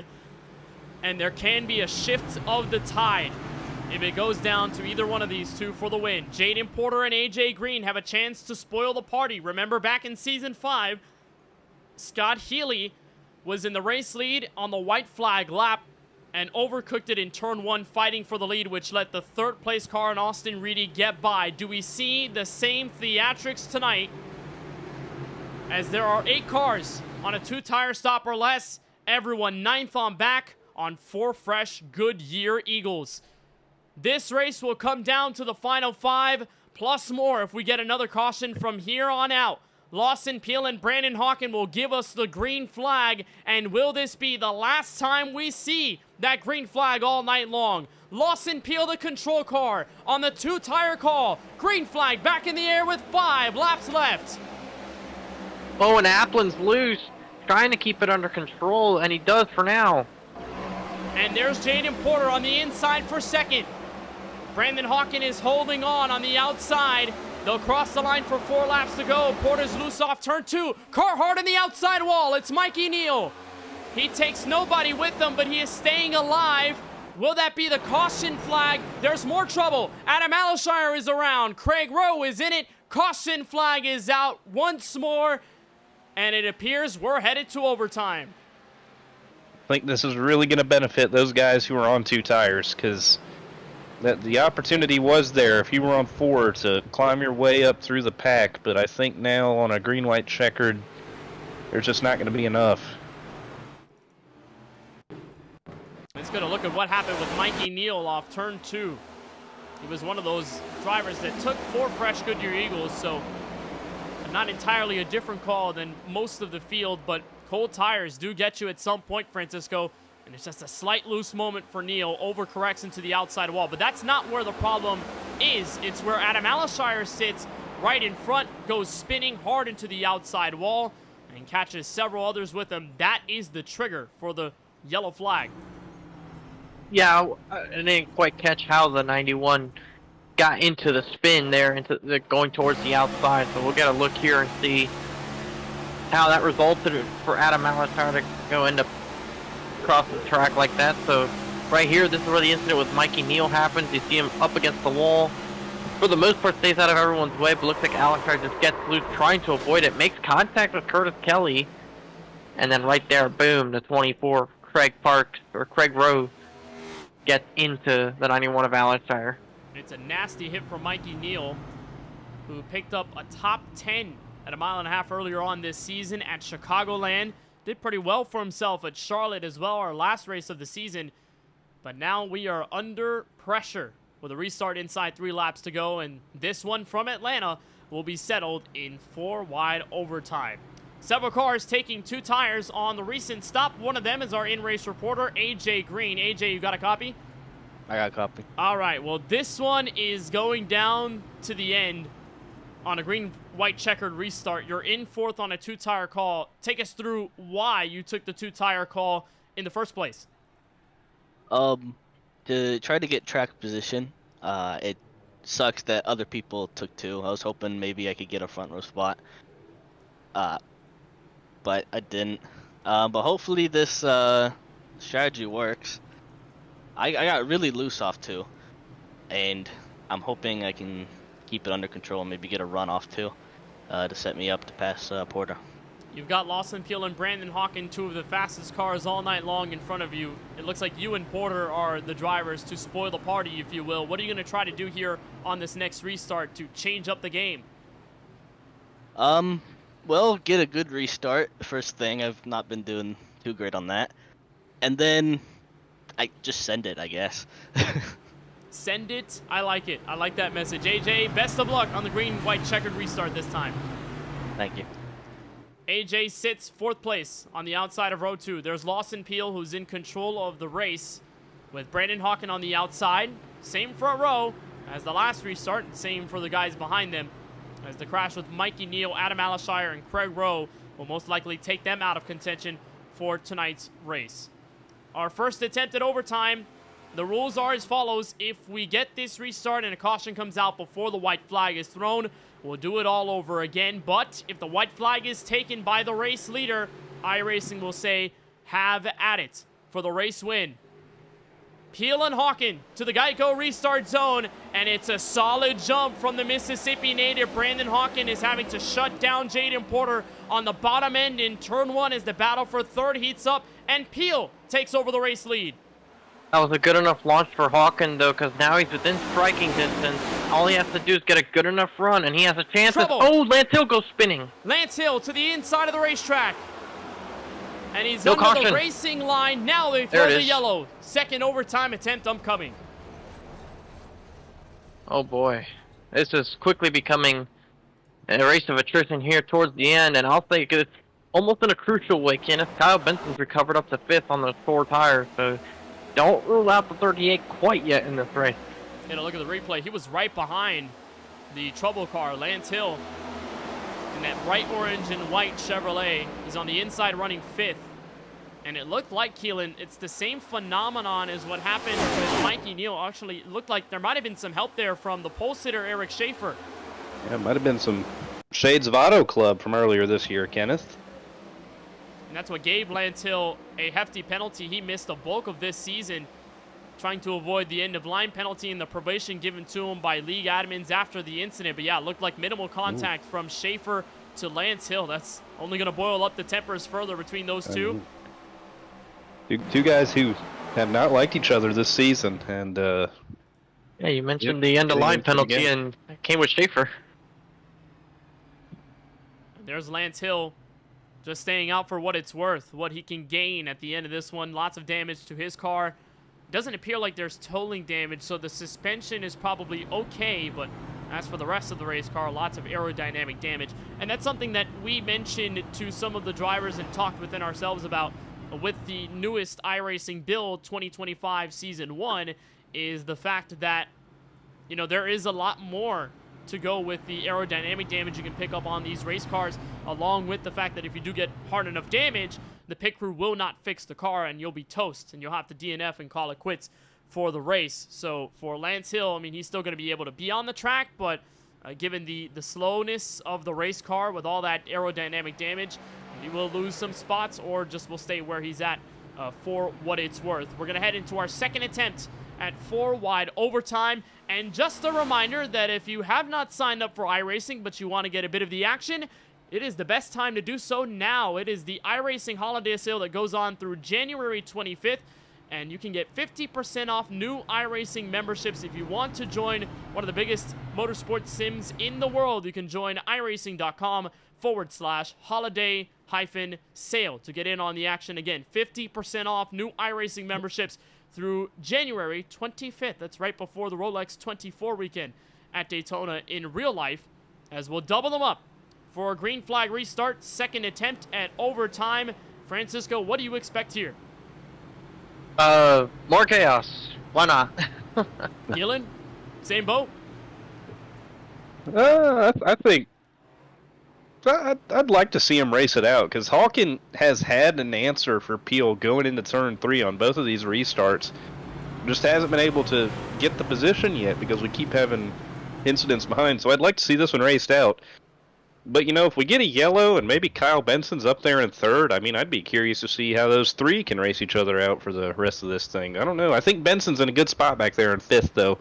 First car on 4 fresh tires. They all have a little bit of heat in them, so I don't think the advantage is as good as it once was. But I'm wondering if he gets up there, if he gets up there with Peel, might see a little bit of contact between those two.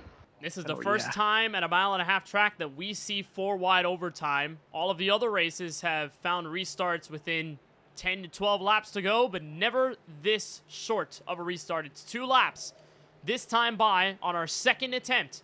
Lawson Peel once again tasked with leading the field back to turn 1, and this time he goes early, catches Hawken off guard. Jaden Porter has a nose in for second, but Hawken shuts it down before turn 1. making sure it's all sealed so he can give himself the only opportunity. A good run for Hawk, and he's going to get up to the bumper appeal. And there's a big crash behind that surely will trigger the yellow flag. It has not come out yet. Now it does. Eric Schaefer, Cody Kinsey, and several others are taken out in the swipe. And what a tough ending for the pole sitter tonight, Francisco. Schaefer loose gets up into Cody Kinsey, and that's what sends them wrecking. Christopher Bishop got the piece of it, and unfortunately gets slammed into the wall in the process. Mikey Neal gets a piece of it as well, so it's just a couple of good cars there that were having good runs that could have gotten a good run here. All get a piece of, you see the contact there hard into the wall for both the 97, even the 42 further up ahead. Daniel Moore rides the wall, so he doesn't get a piece of that one. See if we can get an additional replay here. Looking from Michael Newbrough. This one from Cody Kinsey. You see it's Eric Schaefer loose. I mean, there's nowhere to go. And that is a hard hit. Mikey Neal and the several others that are also in the crash. It's just what we've seen, Keelan, over these green flag restarts. The cold tires not exactly warmed up to temp, and when you do have a lot of these laps run under yellow, it's a lot harder to get the temp down in those Goodyear Eagles, and especially with some of those taking 2 tires, some of them taking 4, it takes them out the same way when the cars get sideways. And pair that with late race aggression to get every position you can, and it's like all the ingredients coming together for a tornado in southeast Oklahoma. It's like that. That's the issue we're having in these closing laps. Big damage there. I mean, we are just having chaos, but this should be their last attempt, right, Kenneth? We're going to call it after the next yellow? I think so. Also, is that a Luke Holmes reference there, Keelan? Yeah, I mean, that's just where Tornado Alley is, because, I love tuning in. Well, I don't love the effects, obviously, but severe weather, it's a beautiful phenomenon, like how tornadoes form and all that, and hurricanes, too. I mean, it's just... Yeah. I like keeping tabs on them. It's fun to watch, in my opinion. I understand what you mean. I think we all enjoy when Jim Cantori coverage is on the National Hurricane, or in the National Weather Service channel, the Weather Channel, if you will. Obviously, the reason why he's on there is not great, not ideal, but he does provide some excellent content. I always know it's some bad news when they're forecasting a hurricane coming my way, and they send Jim Cantori out to Lake Charles just south of me. I'm like, oh no. That's like the universal sign when you know it's going to get real. Well, have you ever seen the ad that the Weather Channel did years ago where Jim Cantori's just with his little beach chair, little bag, he goes to the beach to relax. Everyone sees him. They start panicking. They start running away because they think a storm's coming to the beach. And he's just like, oh, okay, I've got the beach all by myself. I thought you were almost referencing a Glenn Powell, Daisy Edgar Jones film that came out a couple months ago. I almost thought you were going that direction. But it looks like this race will come down to a twister the way we see it on the final attempt of a green-white checkered. On lap 142 is where we'll see the restart. And as Keelan alluded to, this will be the final one. So if a yellow flag does fly before the white flag is displayed, then this one will be done, depending on who the race leader is. There's Christopher Bishop, who was involved in the last caution. He's giving it what he's got, trying to stay out on the racetrack for what it's worth. But he's got a beat-up Ford Mustang. Not sure if that will affect the end of this race and if a caution will fly at the end of it. Let's try it again, shall we? Final time from Atlanta Motor Speedway on the overtime restart. Again, if we get the yellow before the white flag is out, then this one will end under the yellow flag no matter what. Pace cars down. Brandon Hawken trying to anticipate the Lawson Peel jump, but this time it's strong. And the Skittles machine of Jaden Porter's on the inside for second. And can he get clear for second is going to be an important factor, and he does. Jaden Porter's clear for second, but Hawkins going to squeeze over the bottom. A huge run for Hawkins. He sent up the racetrack. It allowed Hawkins to get right back down there. Whoa. Porter saving the race car off of turn 2, and here's the battle heading to the white flag. Brandon Hawken looking to cut down low on Lawson Peel's attempt at winning this race. He is there off turn 4. White flag from Atlanta. And he's going to have an opportunity because he has a run. He's looking to the inside. Does he go? No, he fakes the bottom. He's going to look to the outside. Peel's going to drive it in deep to make sure he can block the arrow. Hawkins gets caught in the dirty air. He has to check up. He's into the outside wall. Jaden Porter's sideways. He's in the mess of it beneath the top 5. And as Lawson Peel crosses through 3 and 4, Hawkins going to give it what it's worth. But Lawson Peel, after the struggles over the last several weeks, is back in winning ways. Lawson Peel takes the checkered flag from Atlanta. Wow. It happened again. Not That's again, Kenneth. Remember when we did a moment in time? Well, there it is. Yeah. Lawson Peel, the winner from Atlanta. There's Scott Healy, who had attempted 2nd place, but just barely lost out to Brandon Hawken. Kyle Benson, AJ Green, your top 5. And huge crashes on the final lap. Yeah, we had big time stack ups as Kyle Benson sends the congratulations, giving the respect to a hard-earned race.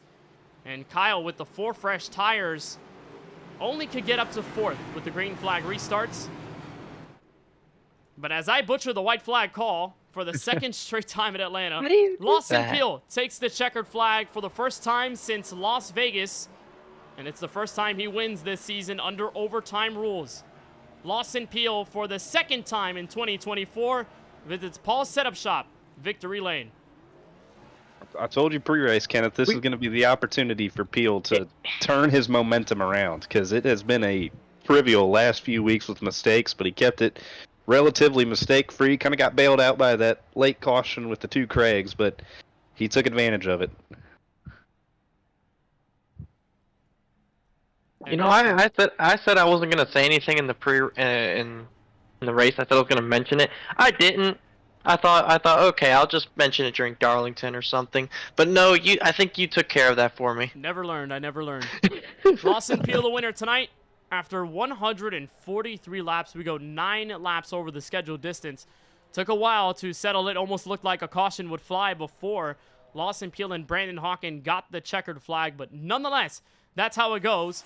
Over 3 attempts at overtime, Lawson Peel takes the checkered flag, this time for the 2nd time in the season. Peel the winner by 0.2 of a second. Brandon Hawken gave it all that he could in the white flag lap, similar to what he did at Charlotte a couple weeks ago. Scott Healy picks up another podium this season. Remember, his last one came at New Hampshire and does so again tonight at Atlanta. Kyle Benson on the 4 fresh Goodyear Eagles on his last call. Got up to what he could, but 4th place is what is going to muster for now. AJ Green, our in-race reporter, gets for 5th place. Jaden Porter, who survived the melees, several of them on that last green flag restart, he finishes P6. Brian Dixon with one of the best efforts we've seen with him all season long. That's 7th place for him. Austin Reedy continues his top 10 streak with 8th tonight. Tony Kibbett, not around for most of the race, but the 2021 winner in the ARCA series of the championship here, is 9th tonight. Tristan Bailey in his return to the series since Atlanta exactly a season ago. He rounds out the top 10, Francisco. 11th goes to Craig Lautenslager. A good recovery for him after getting into that incident earlier in the race without the caution coming out. Ryan Pandiscio will be in the 12th position. Lance Hill recovers to 13th. Curtis Kelly down in 14th. Brandon Banks also with a recovery up to the 15th position. Nicholas Bowen for Dark Horse Racing in 16th. Trevor Haley, who had a top 5, top 10 run going all day long, will finish in 17th. Dusty Applin got involved in a couple of incidents himself and finishes his 18th. Same thing with Mikey Neal down in 19th. Eric Schaefer had a top 10 going, finishes in the 20th position. Back in 21st is Christopher Bishop, who keeps it on the lead lap after starting that last restart with the wheel pointed sideways. Craig Rowe back in 22nd, first car 1 lap down. Everybody else multiple laps down, starting with Cody Kinsey in 23rd, Daniel Moore in 24th, Adam Alshire in 25th, Craig Parks finishes in 26th, Jesse Breeze 27th, defending champion Ethan Fonseca Moreno back in 28th, Jason Hastings back in 29th, Tyler Murray, league owner, in 30th, and rounding out the field is Michael Newbraw and Kevin D'Elia.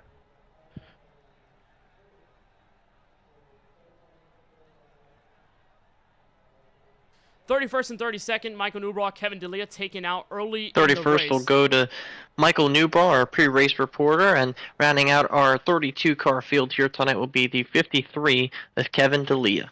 Well, it's getting worse for me as this race progresses. Let's bring in the driver in Paul's setup shop victory lane, and that is Lawson Peel. First of all, Lawson, I'm going to send my dearest apologies for butchering that final lap call on your victory, but it's your first time visiting Paul's setup shop victory lane since Las Vegas, and I'd say it's been a big drop of the roller coaster recently where 3 of those races you hadn't been able to finish inside the top 20, but tonight you strike back with an iron fist. You were able to stay with Brandon Hawken and Kyle Benson in the long battle for the net race lead and the race lead. You end up winning this one. What does it mean to get back to the checkered flag tonight?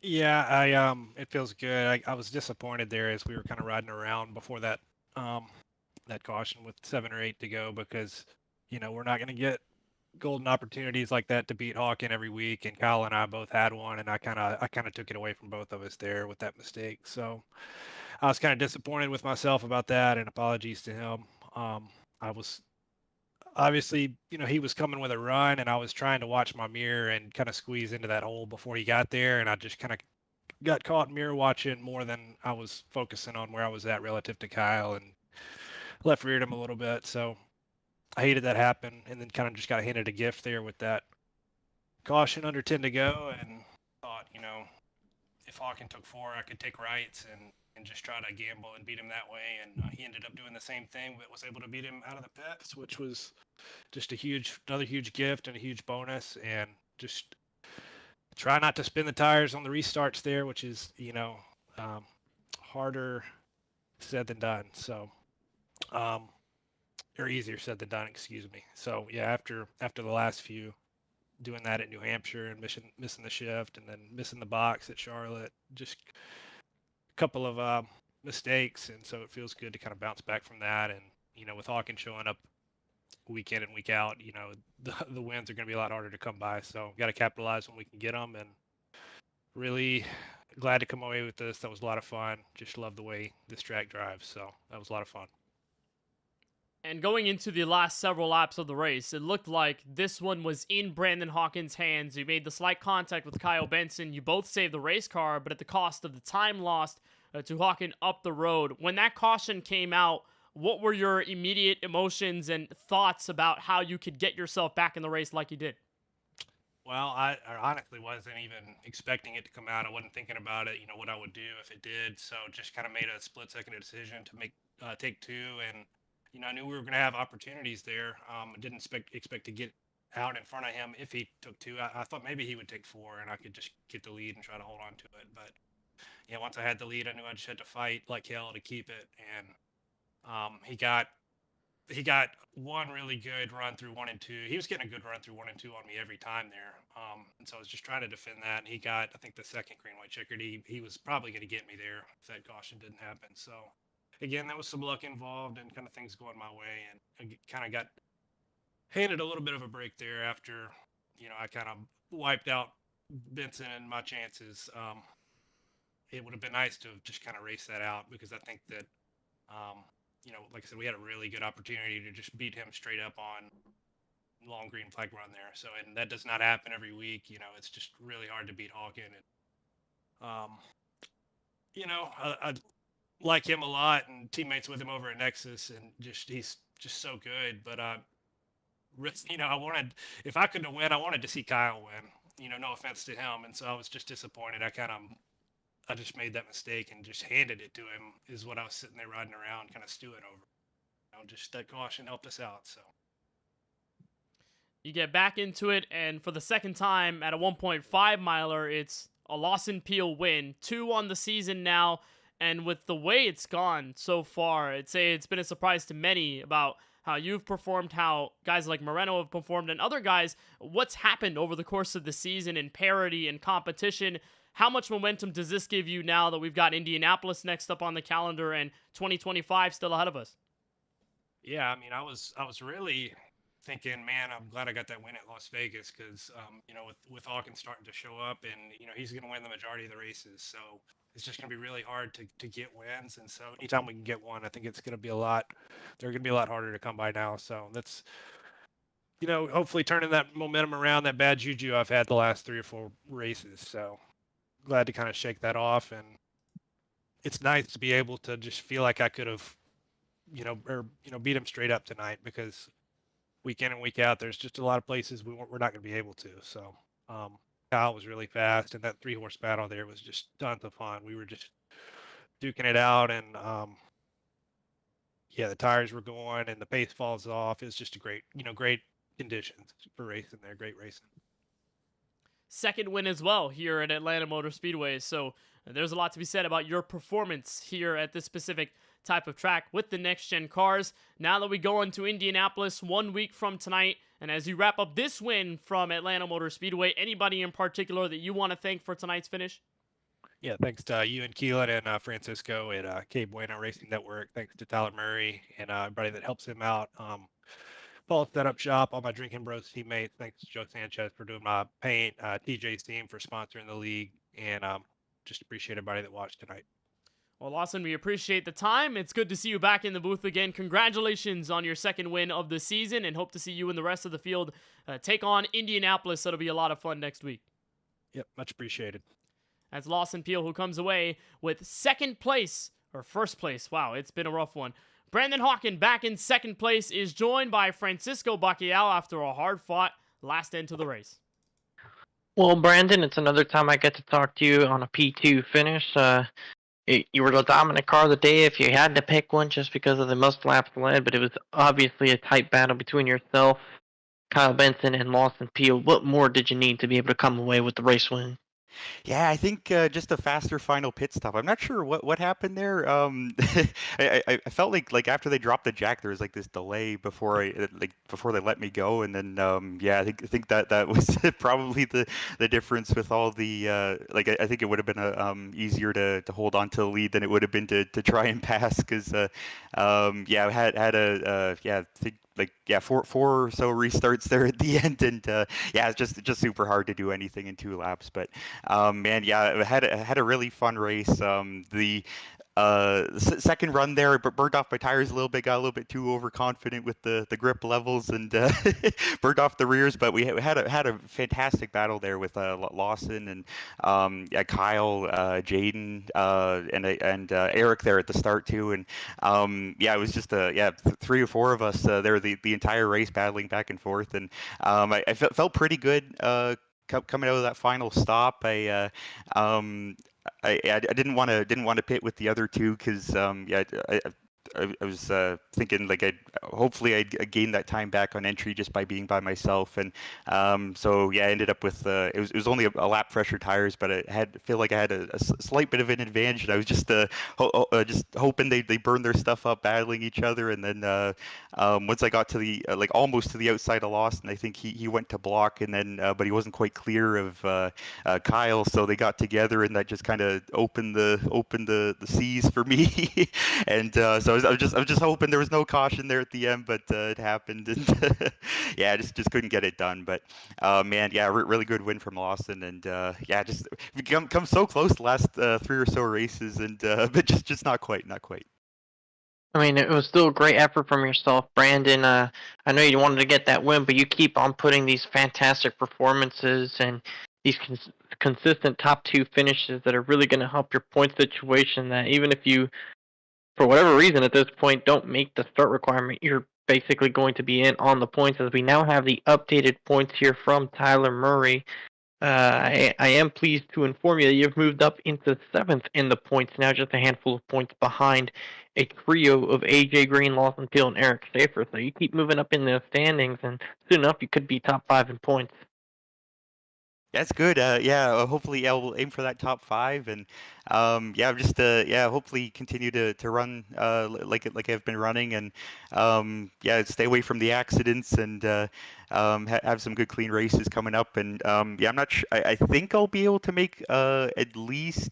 I might miss one, but I should be able to make all the other ones. So looking forward to doing some more racing here. That was a fantastic race for the lead all night. That was that was some really good stuff. So looking forward to more like that. And it was cool.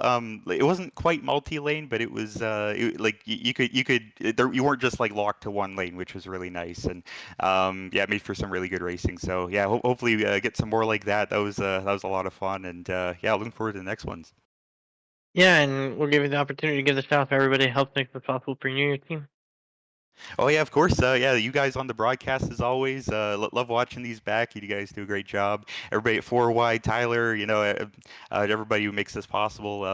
TJ's team, and yeah, of course, Team Sucker Punch, Racing Prodigy. Our Prodigy 2 or Prodigy 3 race. The round 2 is coming up at Sebring on January 6th to 7th, and so I'm looking forward to that. And yeah, man, it's good to be back after the break, and yeah, we'll hopefully see you guys next time. Yeah, we appreciate the time you take with us week in and week out, Brandon, and I can't wait to see you out there on the racetrack next week. Thank you, guys. We'll see you next week. Brendan Hawken, who comes home in second place from Atlanta by 6 1/1000ths of a second over Scott Healy. He's with Keelan Belsha. Well, Scott Healy coming out of nowhere yet again to get a second podium of the season. It's good to see you up here this evening. What was it like getting up there to third? I know you were the first car on 4 tires there coming off pit road. So how did it shape up? I wasn't expecting to be up here at all. I mean, it's kind of surprising, but at the same time, it felt like I had a fast car. That last caution before the cluster, that kind of saved me from being to P6 to P3 here. But yeah, I was not expecting to be up here at all. Yeah, for sure. Kind of coming out of nowhere to make a third place run happen right there. You were banging doors with Hawken coming right down to the checkered. Thought you maybe would have got him for a second place position there like you did at New Hampshire. But another good third place run. How can you take this momentum into some future races on the campaign coming up to Indy next week before the Christmas break? Just gotta learn from the drivers and learn how they drive and learn how the car handles on each different tracks. Each track the car handles differently. You just gotta adjust. It's just how races are. If you can't adjust to the track, can't adjust to the car, you're not gonna do well. It's a hard battle each and every week. So you just gotta have that mindset of, hey, you gotta go out there, you gotta try your best, even though you get spun out like 3-4 times a race, you gotta get back out there and finish a race, which happened today. I got spun out and door banged a couple guys, but yeah, I'm just lucky to be up here. Sure. Well, another great run for you, another podium finish. Who do you want to thank for making this good run possible? I'd like to thank you guys for bringing on the broadcast, everyone who makes these races possible.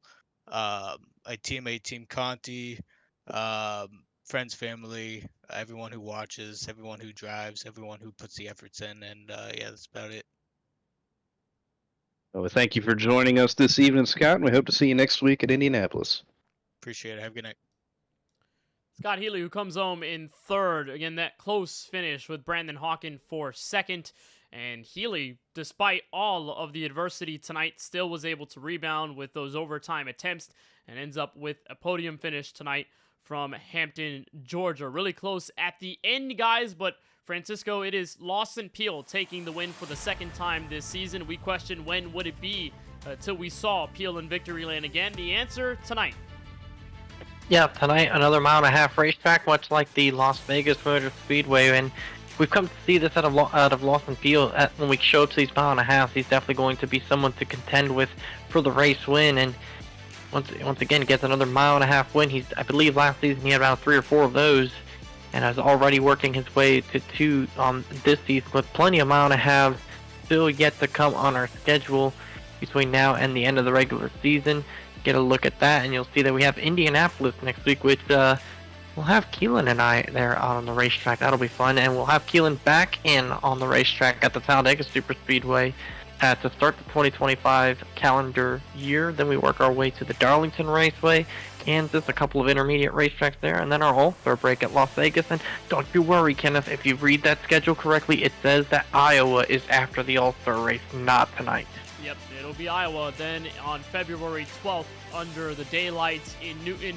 And we'll, of course, have the run to 2025. One more race left at the Brickyard track that Lawson Peel has won at before, opportunities to go 2 in a row, and then Talladega next up, Darlington, Kansas until that All-Star break, which, by the way, you can get a look at the information right here on the center of your screen. We are heading to Sin City in Las Vegas. 35-lap open race where the top 3 finishers will advance with the next 2 highest in points, and then the highest remaining in the fan vote with a 100-lap main event for all of those qualifiers, whether they are pole winners, race winners, champions, or previous All-Star winners.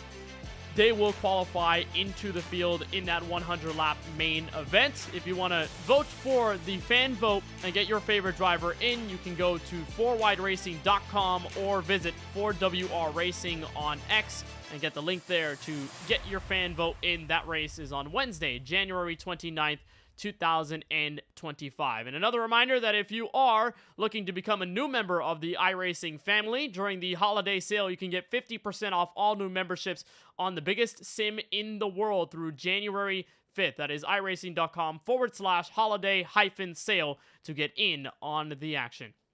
Well, that'll do it for us from Hot Atlanta. For everyone at 4Wide Racing, Tyler Murray, and the rest of the admin crew, for Charlie Byer at the KBueno Racing Network, and for our crew on the broadcast tonight, for Francisco Bacallao and Keelan Belsha, I'm Kenneth Bueno signing off from Hampton, Georgia. We'll see you at the Brickyard 1 week from tonight before we close out 2024.